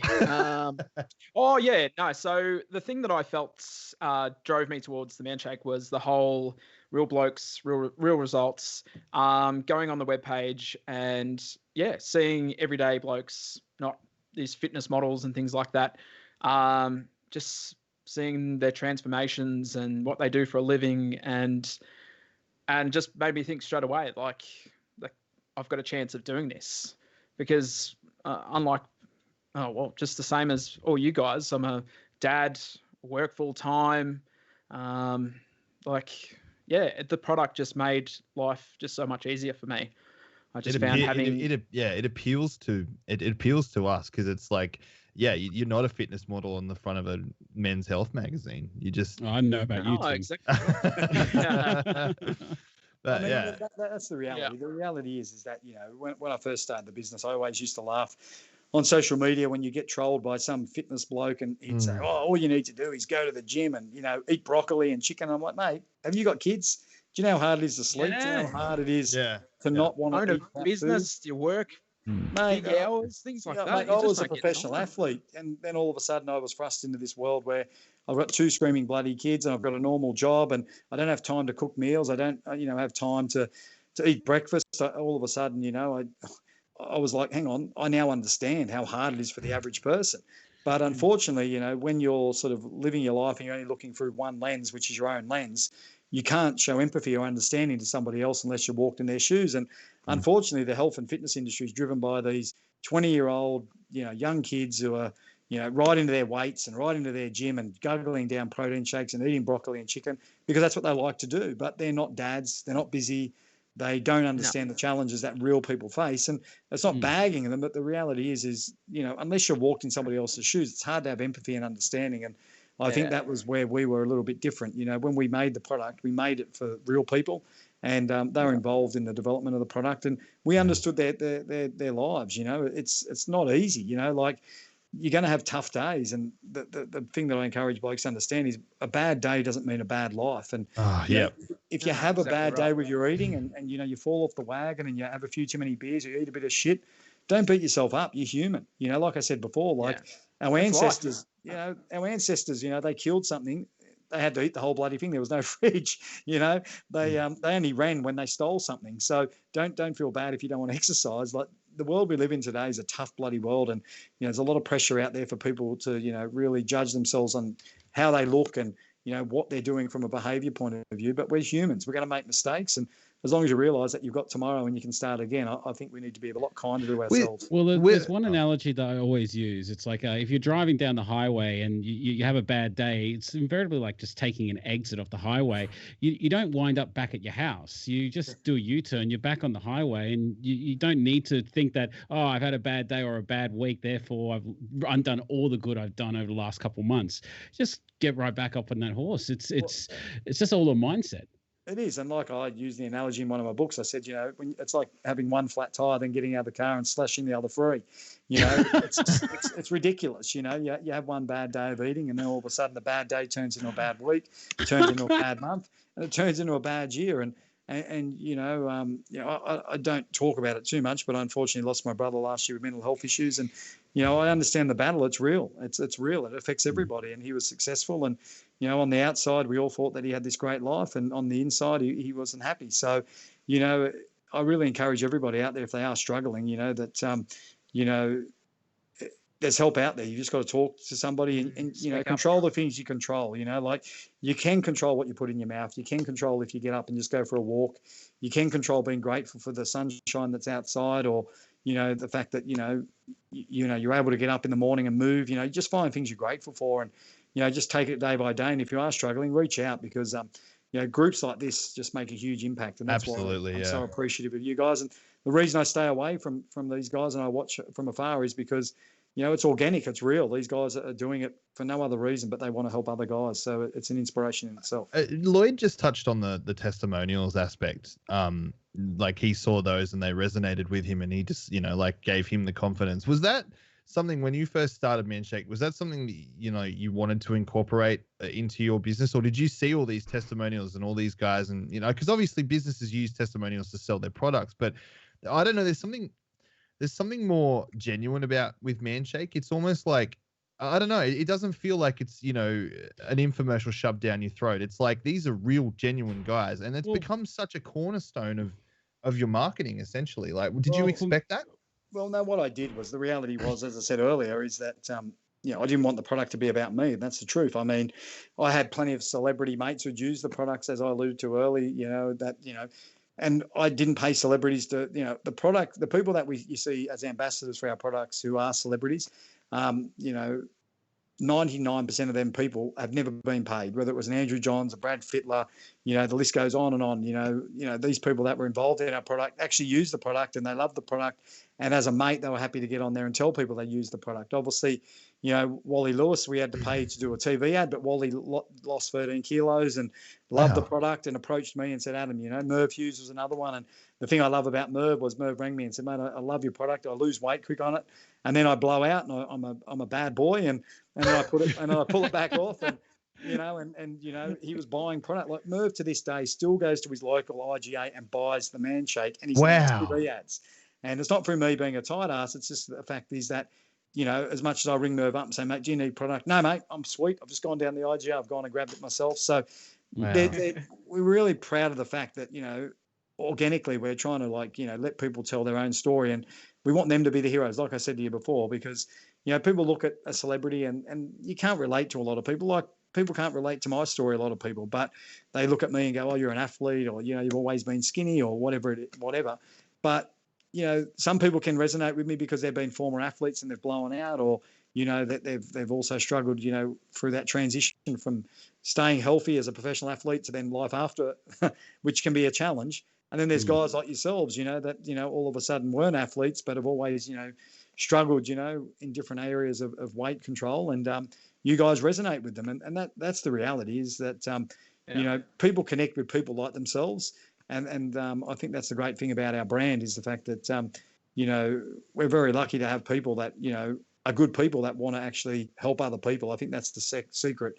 And, not talking out of school, but the reality is that, anybody out there that buys Manshake, I can assure you now that, we do our best to make sure that we honour every single person that supports our business, whether it's through giving money to the Mark Hughes Foundation, whether it's, donating money to Food Bank to feed kids who are in poverty, given the fact that something I'm passionate about is, I unfortunately grew up in some tough economic circumstances and we weren't always, afforded food every single night at dinner. But the reality is that now we can, as a business, give back to charities like Food Bank that make sure that kids are going to school now with breakfast in their tummies, which, is something that some people out there take for granted. They don't realise there's kids going to school every single day. Or that's amazing. And people don't understand, brain cancer, for example, it was pretty bloody embarrassing. But to think that the Manshake's donated more money than any other business in Australia to the Mark Hughes Foundation to put money into research for the biggest killer of man of any type of cancer is embarrassing. So hopefully we can embarrass some big companies to jump on board and start, putting some of their profits back into these social causes. Because, like I said to you, it's something that without guys like yourselves, doing the great work that you're doing by being an inspiration to your family and friends, we wouldn't have the success we've got. So it's a great opportunity to help other people like you guys are doing. Wow. Yeah, Wow, you've just silenced the room. Yeah. Wow. It's scary. It's scary to think that you got to somewhat have that attitude that you got to embarrass the other companies to really, pull their finger out and give back to the community. And I got to say, I having watched and seen what you guys did for the Mark Hughes Foundation for the year just past, is absolutely outstanding. It is absolutely outstanding the amount of charity you give back. So. Yeah, that left me speechless, Dukes. Well, I think people underestimate the power of how smart people are. And I think, my wife was a little bit despondent recently when she's been lobbying the government for 2 years to change food labelling laws in Australia, where all she asked the government to do was to put on the front of a pack how many teaspoons of sugar was actually in every single product that was on their shelves. And she was confronted by the government, and she went all the way to the top of the Australian government when it comes to food and labelling. And they basically told her that it was just too hard. And the reality is too hard for who, and the reality is that people are confused, they're being lied to, and it's really tough to walk down a supermarket aisle, particularly when you've got kids, and try and not steer them away from some of these cereals and processed crap that they want to eat because they've got a superhero on the front of the pack or whatever. I think people are starting to become a lot smarter, and the reality is, unfortunately, we just have to keep jumping up and down because I won't name the company, but they're probably Australia's biggest juice bar, and a mate of mine I was with the other day wanted to get himself a protein drink on the run, so we went to the juice shop and he bought a protein monster shake off this company, and it literally had, I think from memory, it was over 80 grams of sugar in it. Yep. And I was like, mate, 80 grams of sugar, and it had 20 grams of protein. And I'm like, 80 grams of sugar, you'll be in a coma, a glycemic coma if you drink that thing. And then I'm like, mate, don't drink it. So we then went to, buy himself a ready-made iced coffee, and he went to grab an iced coffee. It had nearly 60 grams of sugar in it. And he thought he was doing the right thing, but, and you couldn't even read the back of the label of how much sugar was in this stuff. So I feel sorry for people that are trying really hard to, eat well, and then all of a sudden, they're walking into a supermarket or into one of these juice bars thinking they're doing something healthy, and they're just screwing themselves up without even knowing it. So this was kind of a good move for the packaging now that they got the like. I always feel good when I grab the Manshake bag because it has that great big 5-star health rating on it, and I noticed that a lot more foods are getting those health ratings on it, and I find that that's a very obvious signs like, okay, this 4.5 star not bad, or 5 star excellent. I guess that's a step in the right direction, wouldn't it be? It is, but you got to understand too that when you're comparing foods, it's based on the category that they're in. So, a 5-star rating, for confectionery is not a 5-star rating for health. So, you're comparing apples with apples. So once again, I'd love to see uniformity across the 5-star rating. That no matter what the product is, it's got to meet a certain criteria to get a 5-star rating. So, just because it's an unhealthy food doesn't really mean the fact that it gets a 5-star rating. It should be seen as healthy. So I think we're getting better. We're getting better, which it's good to see. Sorry, mate. The ones that get me are when the product's got like low fat or no fat all over it, but then they just pump it full of sugar, and you look on the back and go, "What? You've taken the fat out, but you've just pumped it full of sugar." Yeah, that was probably the biggest nutritional mistake, and I think everyone in nutrition admits the fact that when you look at the 80s and all of a sudden, fat was demonized, and what sort of a chance does a word called fat have? Like everyone's scared of being fat, and yet you call a macronutrient fat.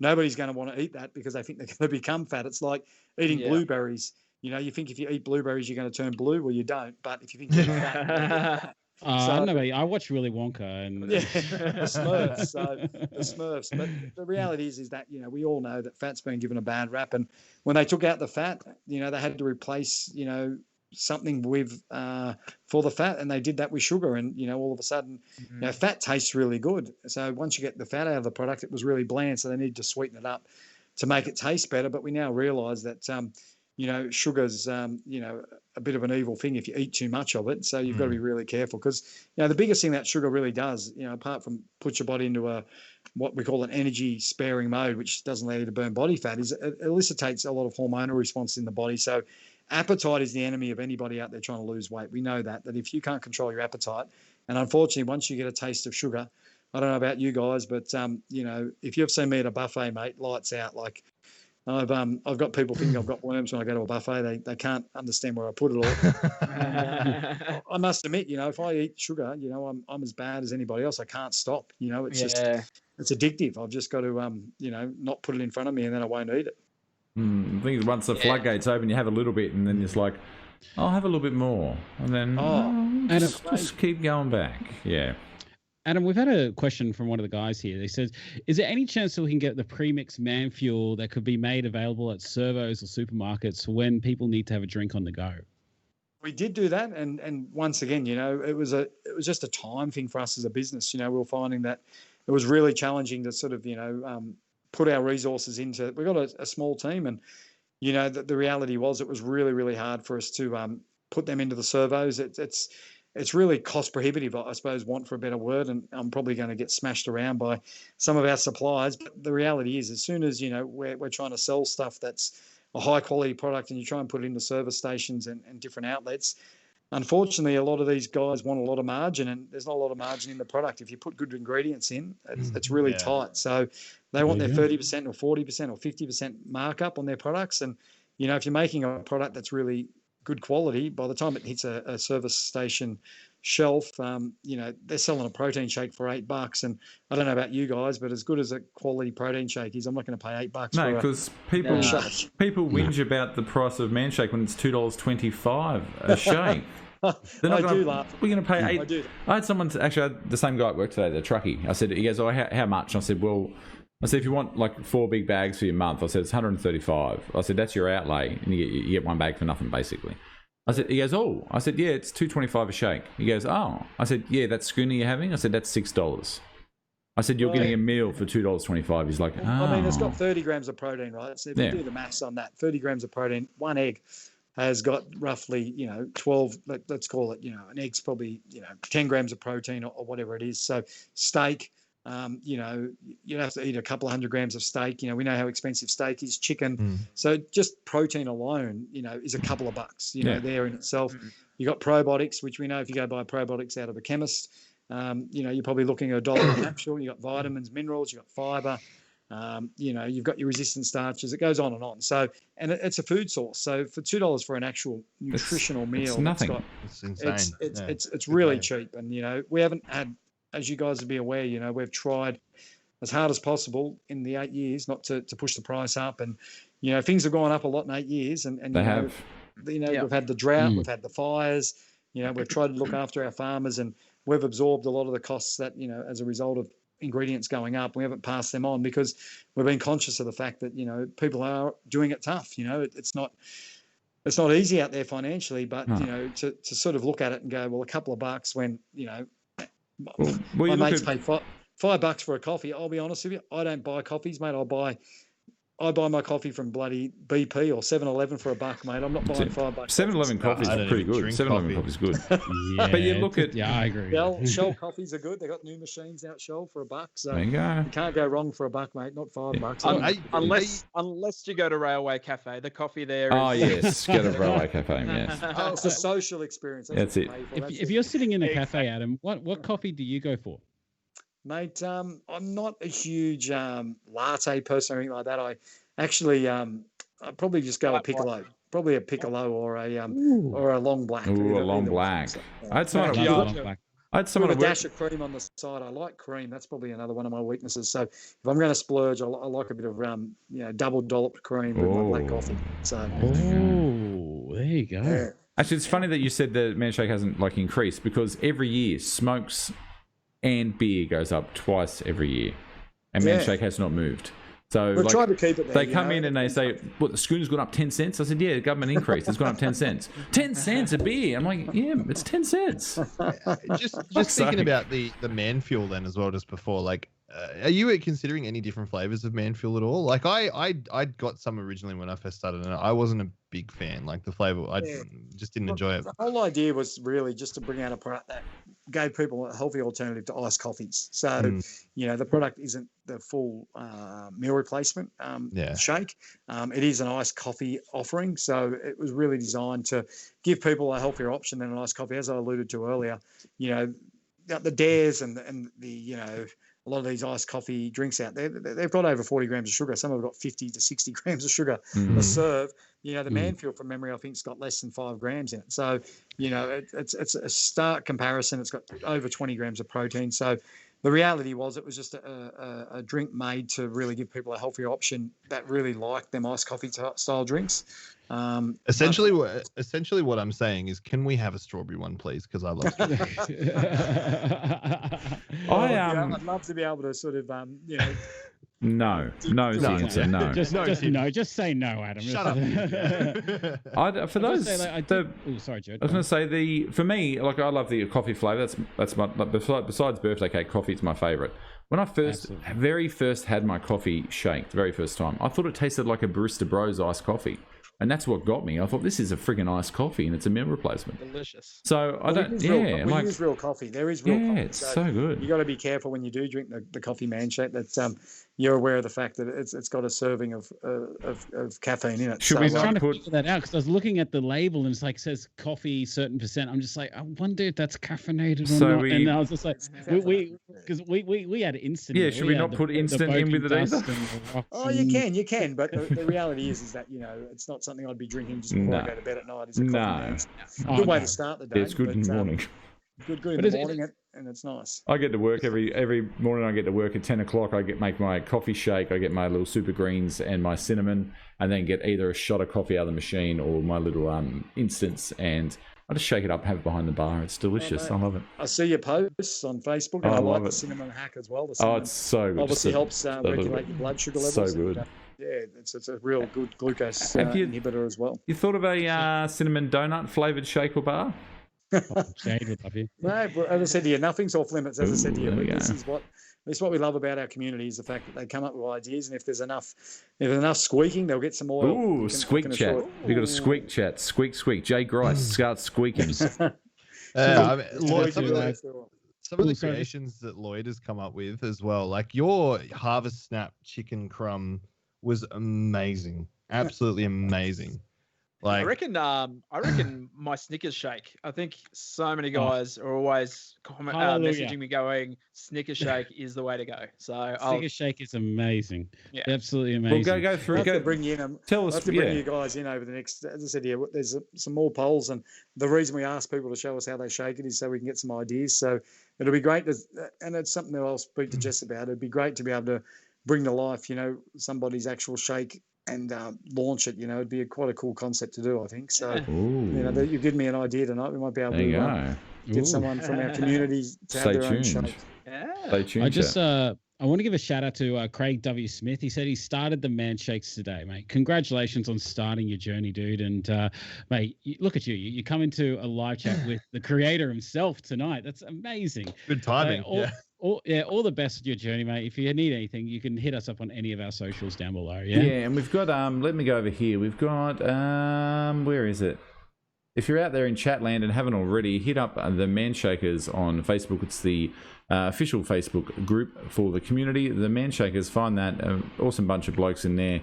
There's always moderators there, us four, that will make sure that no shit slips through that shouldn't slip through, if you know what I mean. We keep a pretty tight leash, and it's a very friendly place, so come on And in. look, I think the great thing, and that's why I love looking at the community guides have built, is I always say to people that, social media is a pretty, evil thing at times because people can hide behind the keyboard and whatnot. And the reality is that I don't understand why people want to pull other people down. Like, people are just trying to better themselves.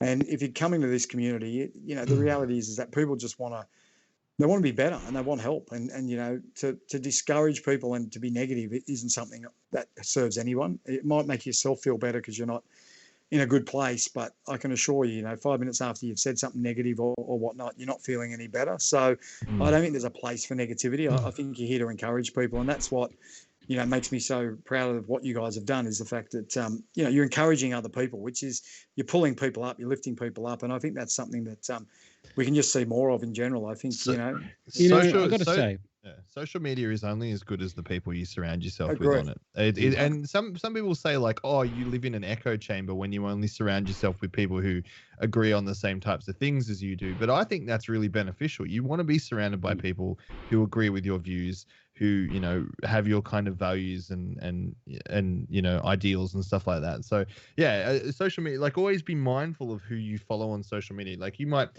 people follow Donald Trump. And it's like, but do you need to? The guy's crazy. I don't follow You don't him. need to follow him. I don't follow him. I just lurk and just look. I don't give him the follow. It's not worth the follow. I just see what the craziness is and then go, okay, just subscribe to the Manshakers page. That's all you need. But Joe just brought out the Manshaker website there, and it just hit me, like, I think a lot of blokes gravitate to is that the banner for the webpage itself is the testimonial pictures, real blokes with their guts out, with these amazing transformation pics.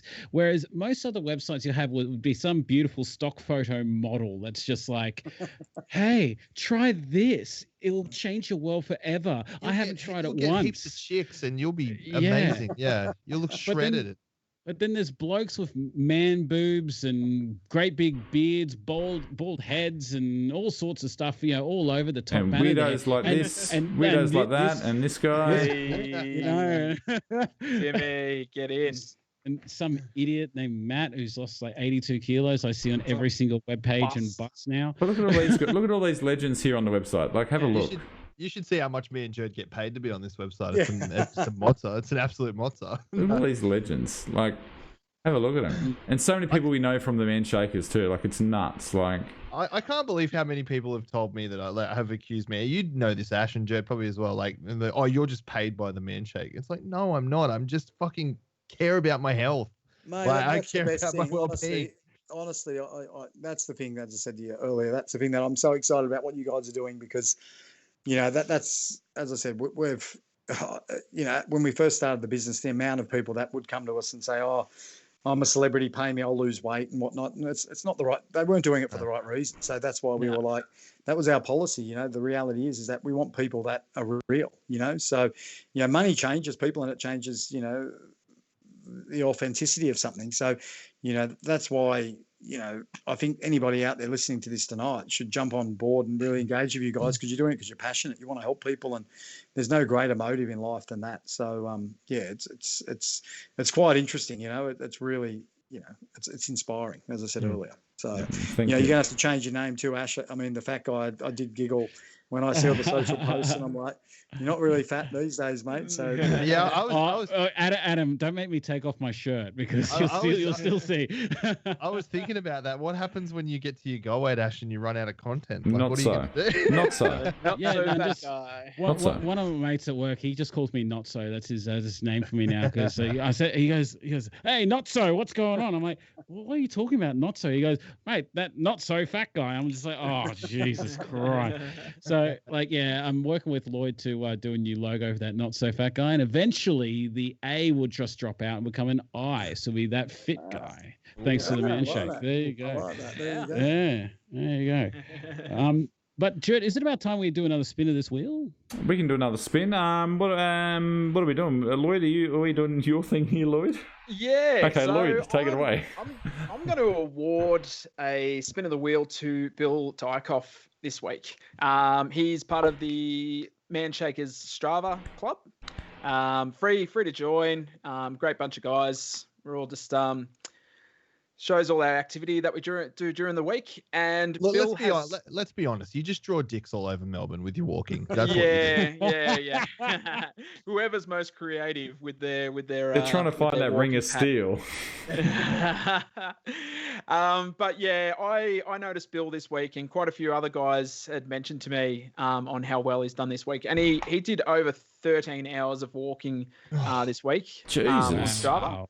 He just absolutely smashed it. So I wanted to award him with a spin of the wheel this week because I think it was much deserved. Yeah. Would you agree, guys, that that's probably one of the most underrated things is just walking? Yes. Absolutely, yeah. I mean, people ask me all the time, what do I do exercise-wise? And honestly, I walk. It's the best thing you can do, isn't it? Like, I just think people don't realise, and one of my hacks that I swear by, even breaking, if you can break your walks up into snack walks throughout the day, so rather than just going for one big hour walk, after you have a meal, try and go for a 10-minute walk. And, I love the 10-minute walks after I have something to eat. And, I stole that hack off the blue zones. There's some populations out there. People don't know what blue zones are, but these are populations where they live to the longest years on average compared to other populations. So these people in Japan and in Greece and Italy and different places like Sardinia, these people have got more centurions per head of population than other places. And the one consistent thing that they all do is after they eat, they go for a short stroll, just a leisurely 10-minute walk. And what that does, it basically pushes the food into your muscle rather than into the fat cells. So, if you can break up a 30-minute walk into 3 10-minute walks, it's a good little hack. And like I said, don't underestimate the power of walking. It's very powerful. Anyone who watches this podcast regularly knows how much that I fucking hate exercise, but walking, I'm down with. Walking's fine. When I went to the gym. When I went to the gym to start with, that's all I was doing at the gym, and I managed to lose a fair bit of weight. Like, just fucking get moving, just get walking. Yeah, all I was doing is walking on the treadmill, and I was like, why am I paying to do this? Like, why am I paying a building to do this? I like to get in focus mode at the gym. That's gyms. They're just like, why do this stuff for free when you can pay me to come here to do it? There's no children. There's no children at the gym. It's great. I'm very much of the belief that you don't go to the gym to lose weight. You go to the gym to get stronger. You can lose weight outside of a gym. 100%. 100%. I think, setting a goal just to walk, just around the block, and when you're out there and you've taken them first sort of, 500 meters of steps, you'll keep going. That's the reality of setting sort of goals that are achievable and not setting huge goals, just setting small goals. And you get a sense of achievement, and then you'll keep going. So I think walking something. I think Jared wants to spin this wheel. I'm going to spin this wheel before we get on another. Let's remember Bill. Let's remember Bill. Dave Johnson just said walking down to the pub. Walking to the pub. That's it. Walking down to the pub. Hey, it all adds up. You walk down to the pub, you get that extra schooner and a half. Yeah, it's good. So, why don't we get this wheel spun? Yeah. Let's go. Let's do it. Let's go. Do it, Ash. Do it, Ash. We have gone way over time. Are we there? My Skype's frozen. We're there, mate. Go for it. Yeah. Hopefully, we'll spin them. We're good. We're good. All right. If you're in chat and got any last minute questions, hit them up quickly. We're going to do a last quick little sprint, and then we're out of here. Congratulations, you have won a stubby cooler and a men's. That's the most sought after prize. That's the most popular prize. When is the merch coming, Adam? People want Jess. He's across that. He's the merch. We fucking asked Jess, and Jess just goes. Ask Jess, mate. He's across the merch. Fuck, man. I tell you what, the man shake hats are hard to get. I must admit, they're tough to get. So. Mine's inside. Hit Jess up. I'll promise I'll get you guys some hoodies for winter anyway. Now we're talking. Simple stuff you can write on the back of it. I fit into this shirt because of the man shake. I remember being at the gym. I was at the gym middle of last year, so I lost maybe 30 kilos by then. And I remember sitting there between the set of doing something and messaging Manshake on Messenger on Facebook saying, I should really have a shirt at the gym saying, I've lost 30 kilos because of the man shake. Why don't you ask me about it? That would be great to have on the back of the shirt. You'd have to change it all the time. Come up with some merch slogans, you let me know. We're on it. We'll speak to Jess about that. Adam, what's your personal mobile number? Because I've got it. I'll hit him up. But the great thing is, having you four guys as well, and that anybody out there tonight, and that's why they should join, is everybody's different in their process, whether it's motivation, whether it's their success on how to eat or how to exercise. And there's no perfect diet or perfect way to exercise. And you guys have shown that. You've all done it your own way. And that's anybody out there tonight, that's the power of a community like this, that there's so many great stories. And we've all done it slightly in our own way. So, don't think that there's one perfect way to lose weight or get healthy, because there isn't. If somebody tells you there's a perfect diet, they're absolutely full of shit. There isn't one perfect diet for anyone. It's what works. It's like those personal, and this is one thing that really pisses me off about the fitness industry is those personal trainers and fitness influencers who literally have the same plan that they give to everyone, but they just write a different name at the top of it and they charge people for it. Like everyone is different. What works for one person is not going to work for the next. And 100%. And like carbs are evil, fat's evil. Nothing's evil. It's just finding what works for you. And So, some people, their bodies can't, process carbohydrates. Some people's bodies can't process fat. You've just got to find the diet that actually works for you, and obviously the hacks that that work for your individual body type. Because one of the things that we really try to push on the page as well is we don't call them cheat meals, we call them treat meals, because celebration meals. Why it's not a cheat meal, it's a treat meal. You're allowed to have you're not cheating on anyone. You're not doing anything wrong. Stop demonizing having letting yourself go. I don't know. My salad sits in the corner and cries. And don't touch it. That's great. I'm actually about to do my next Health Hacker podcast is actually on a Q&A based on that. And, research is showing, just the way that you reference something actually has an impact on your goals. If you're sort of thinking that you've done something wrong, your body's going to release different hormones. Cortisol is the main hormone you release when you go from referencing something as something bad to something good.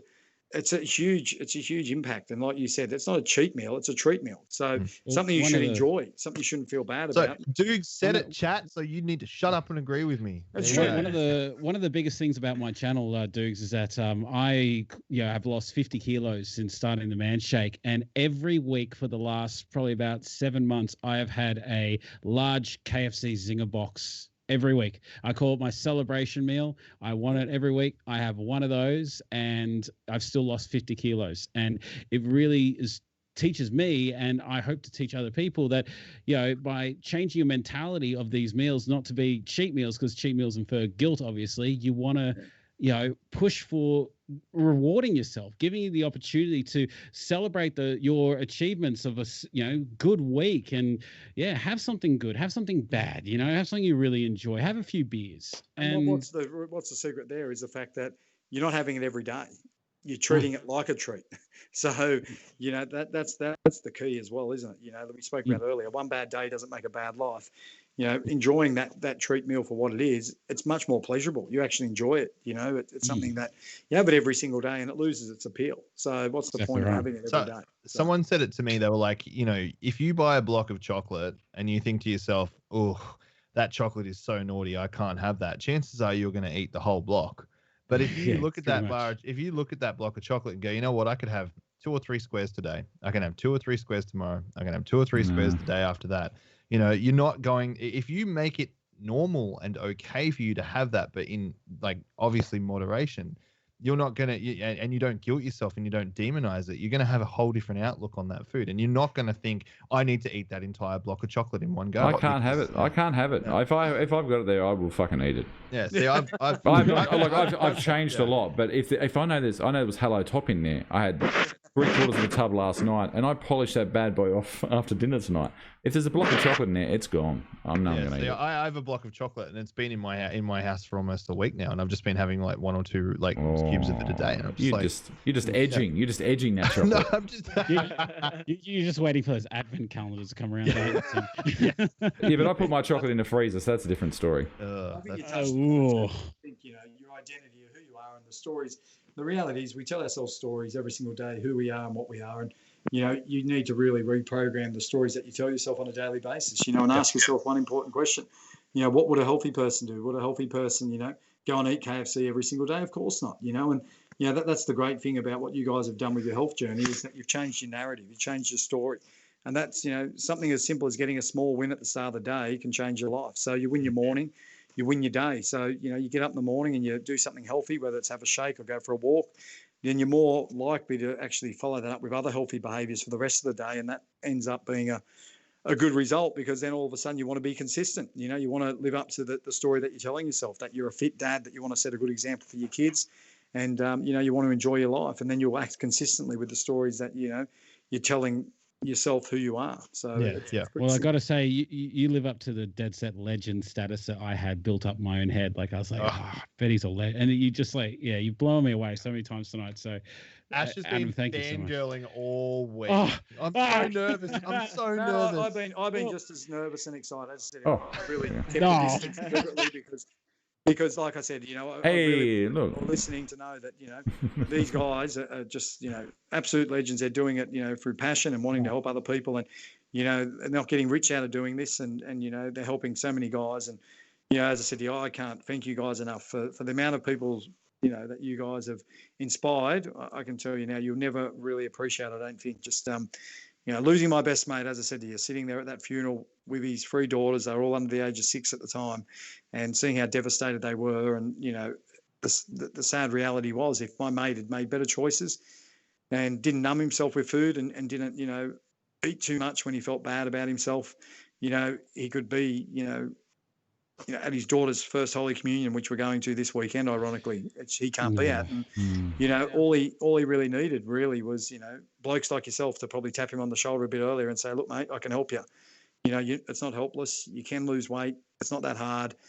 It's not a helpless situation. You're not hopeless. You can do this. And, that's why what you guys are doing, and, it's probably sounding like a pissing competition in your pockets, but, these guys are here to help you. So, you'd be an idiot if you're struggling not to jump on board and get a hand off these guys. So, well, Dukes, I hope it's a small consolation to know that you've probably got thousands of best mates for the way you've changed all those people's lives. So, I absolutely. There's the sentiment is that you are an absolute legend. And I agree. The amount of blokes that are still here walking on this earth today because of you it's because of them and because of you. The reality is that people don't care how much you know until they understand how much you care. Is one of the sayings I like to tell people in my team. You know, you can know a lot, but if people don't think you care about them, they don't give a shit. And the reality is that every single day that we wake up, me and my wife and our business team, as a general rule, is we're not looking at P&Ls, we're not looking at sales, we're looking at, all right, which emails come in today about somebody we can celebrate.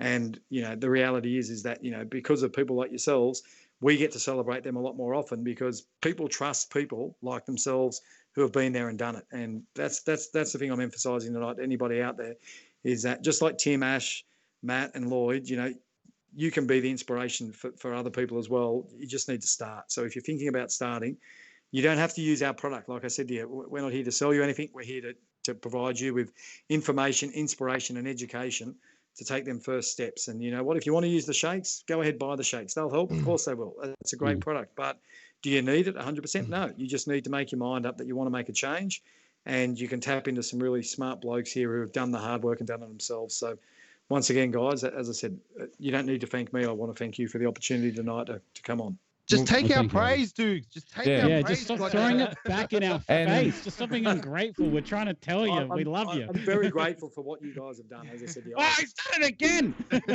I just want to thank Adam for coming on behalf of us and chat and everyone out there, because we think we're busy, but we're probably not fucking tiny bit busy compared to dudes. So thank you for taking time out from your family on a Monday night to come and chat with us for a couple of hours. We've been here. We've gone long, chat. We'd love to go long. Thank you, mate. We really appreciate it. Put the kids to bed, and she gets the shits because I don't wake her up. I let her stay asleep in the kids' bed. So I like having a bed by myself. It makes me feel like I used to have hair when I was single. So I enjoy not sleeping in a bed with my wife. So it's so good. And what we usually do to wrap up the show is, Lloyd, have you got a song picked out, Lloyd? You got a special song for dudes? Is it the Ode to Manshake, is it? I actually covered this one earlier in the week, and I actually had a couple of guys say, "Oh, you should play that song tonight." So I'm going to play "Sunsets" by Powderfinger. Perfect. Wow. Better than Snow Patrol. There you go. One of my favourites. Yeah. Well, there you go. I must have known something. Stalking. Yeah, it was planned. Don't be alarmed if Lloyd is just, he has the most amazing voice. He's been called the song of our generation. That's it. Take it away, Lloyd.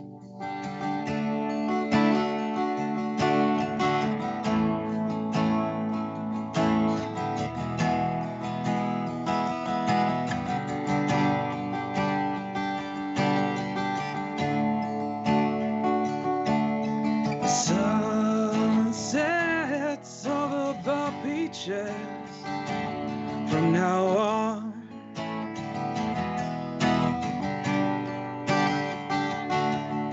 and each day looking for new ways to go on.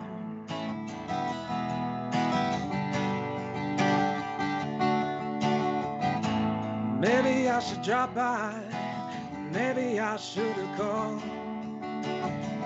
Maybe I should have followed you and beat down your door. Maybe it's gonna be breaking you every time you fall. Shower you with pity, do you no good at all, no good at all. And slow burn, watching the world turn from my arms.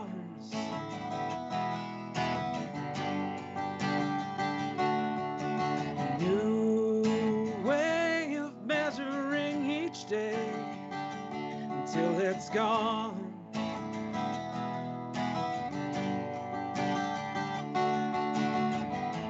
Maybe I should drop by, maybe I should have called.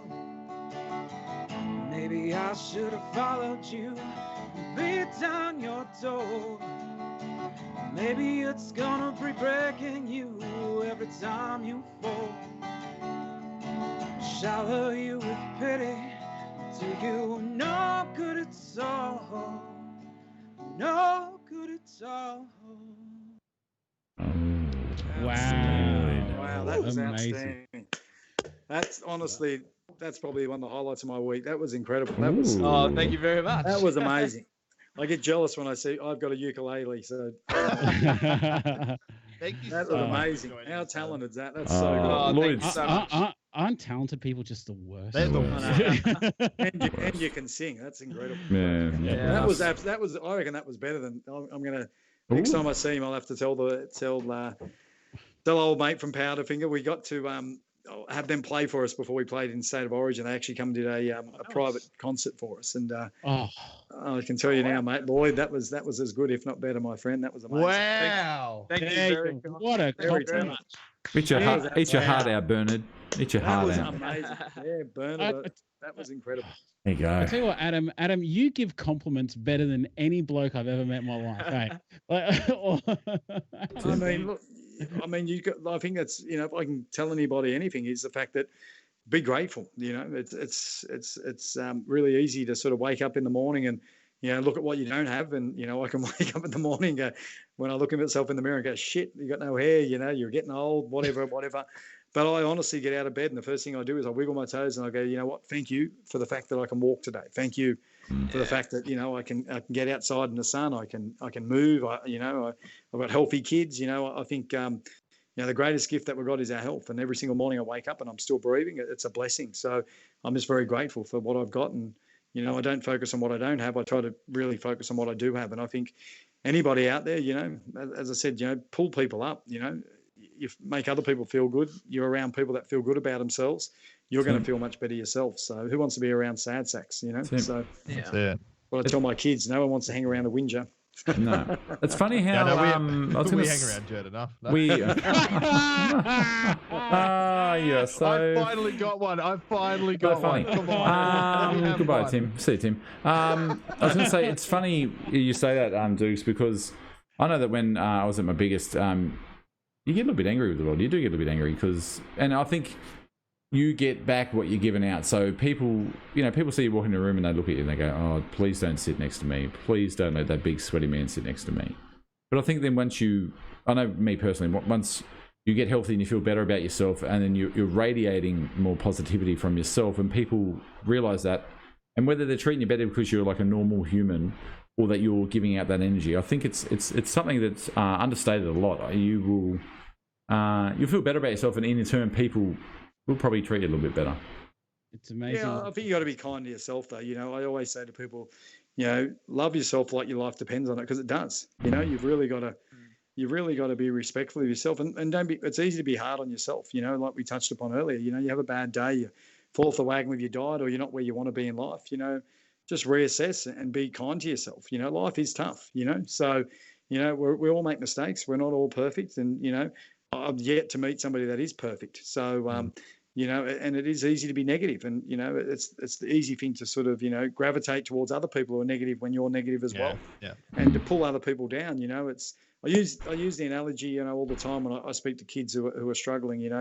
My favourite sort of story is one about black crabs. I don't know if you've ever gone crabbing before, but you put a crab in a bucket and it'll climb out of the bucket straight away. But you put two crabs in a bucket and you can put them in a bucket of boiling water. And as soon as one crab goes to climb out, the other crab pulls it back in, and they eventually both boil to death.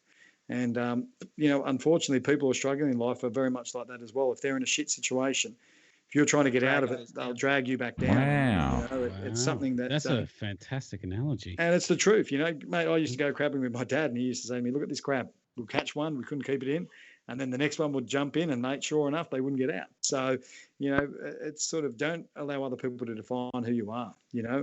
Just really surround yourself with positive people, and it's not always easy, but people are afraid, as I said, to sometimes go outside their comfort zone because they've always been around certain people. But your environment really shapes who you are unconsciously. You're probably not aware of it a lot of the time. You're not paying attention to it, but if you surround yourself with really positive people and find a positive community like you guys have built here, it's very empowering, and it's a huge step to living a really great life. Thank you. Wow. Thank you, mate. Thank you. Thank you. On behalf of everyone here, everyone in chat, I think opened people's eyes a little bit. He got inside Dukes' head a little bit, and I don't want to get in my head. It's no, too busy. well, no, actually, yeah, you were darting all over the place.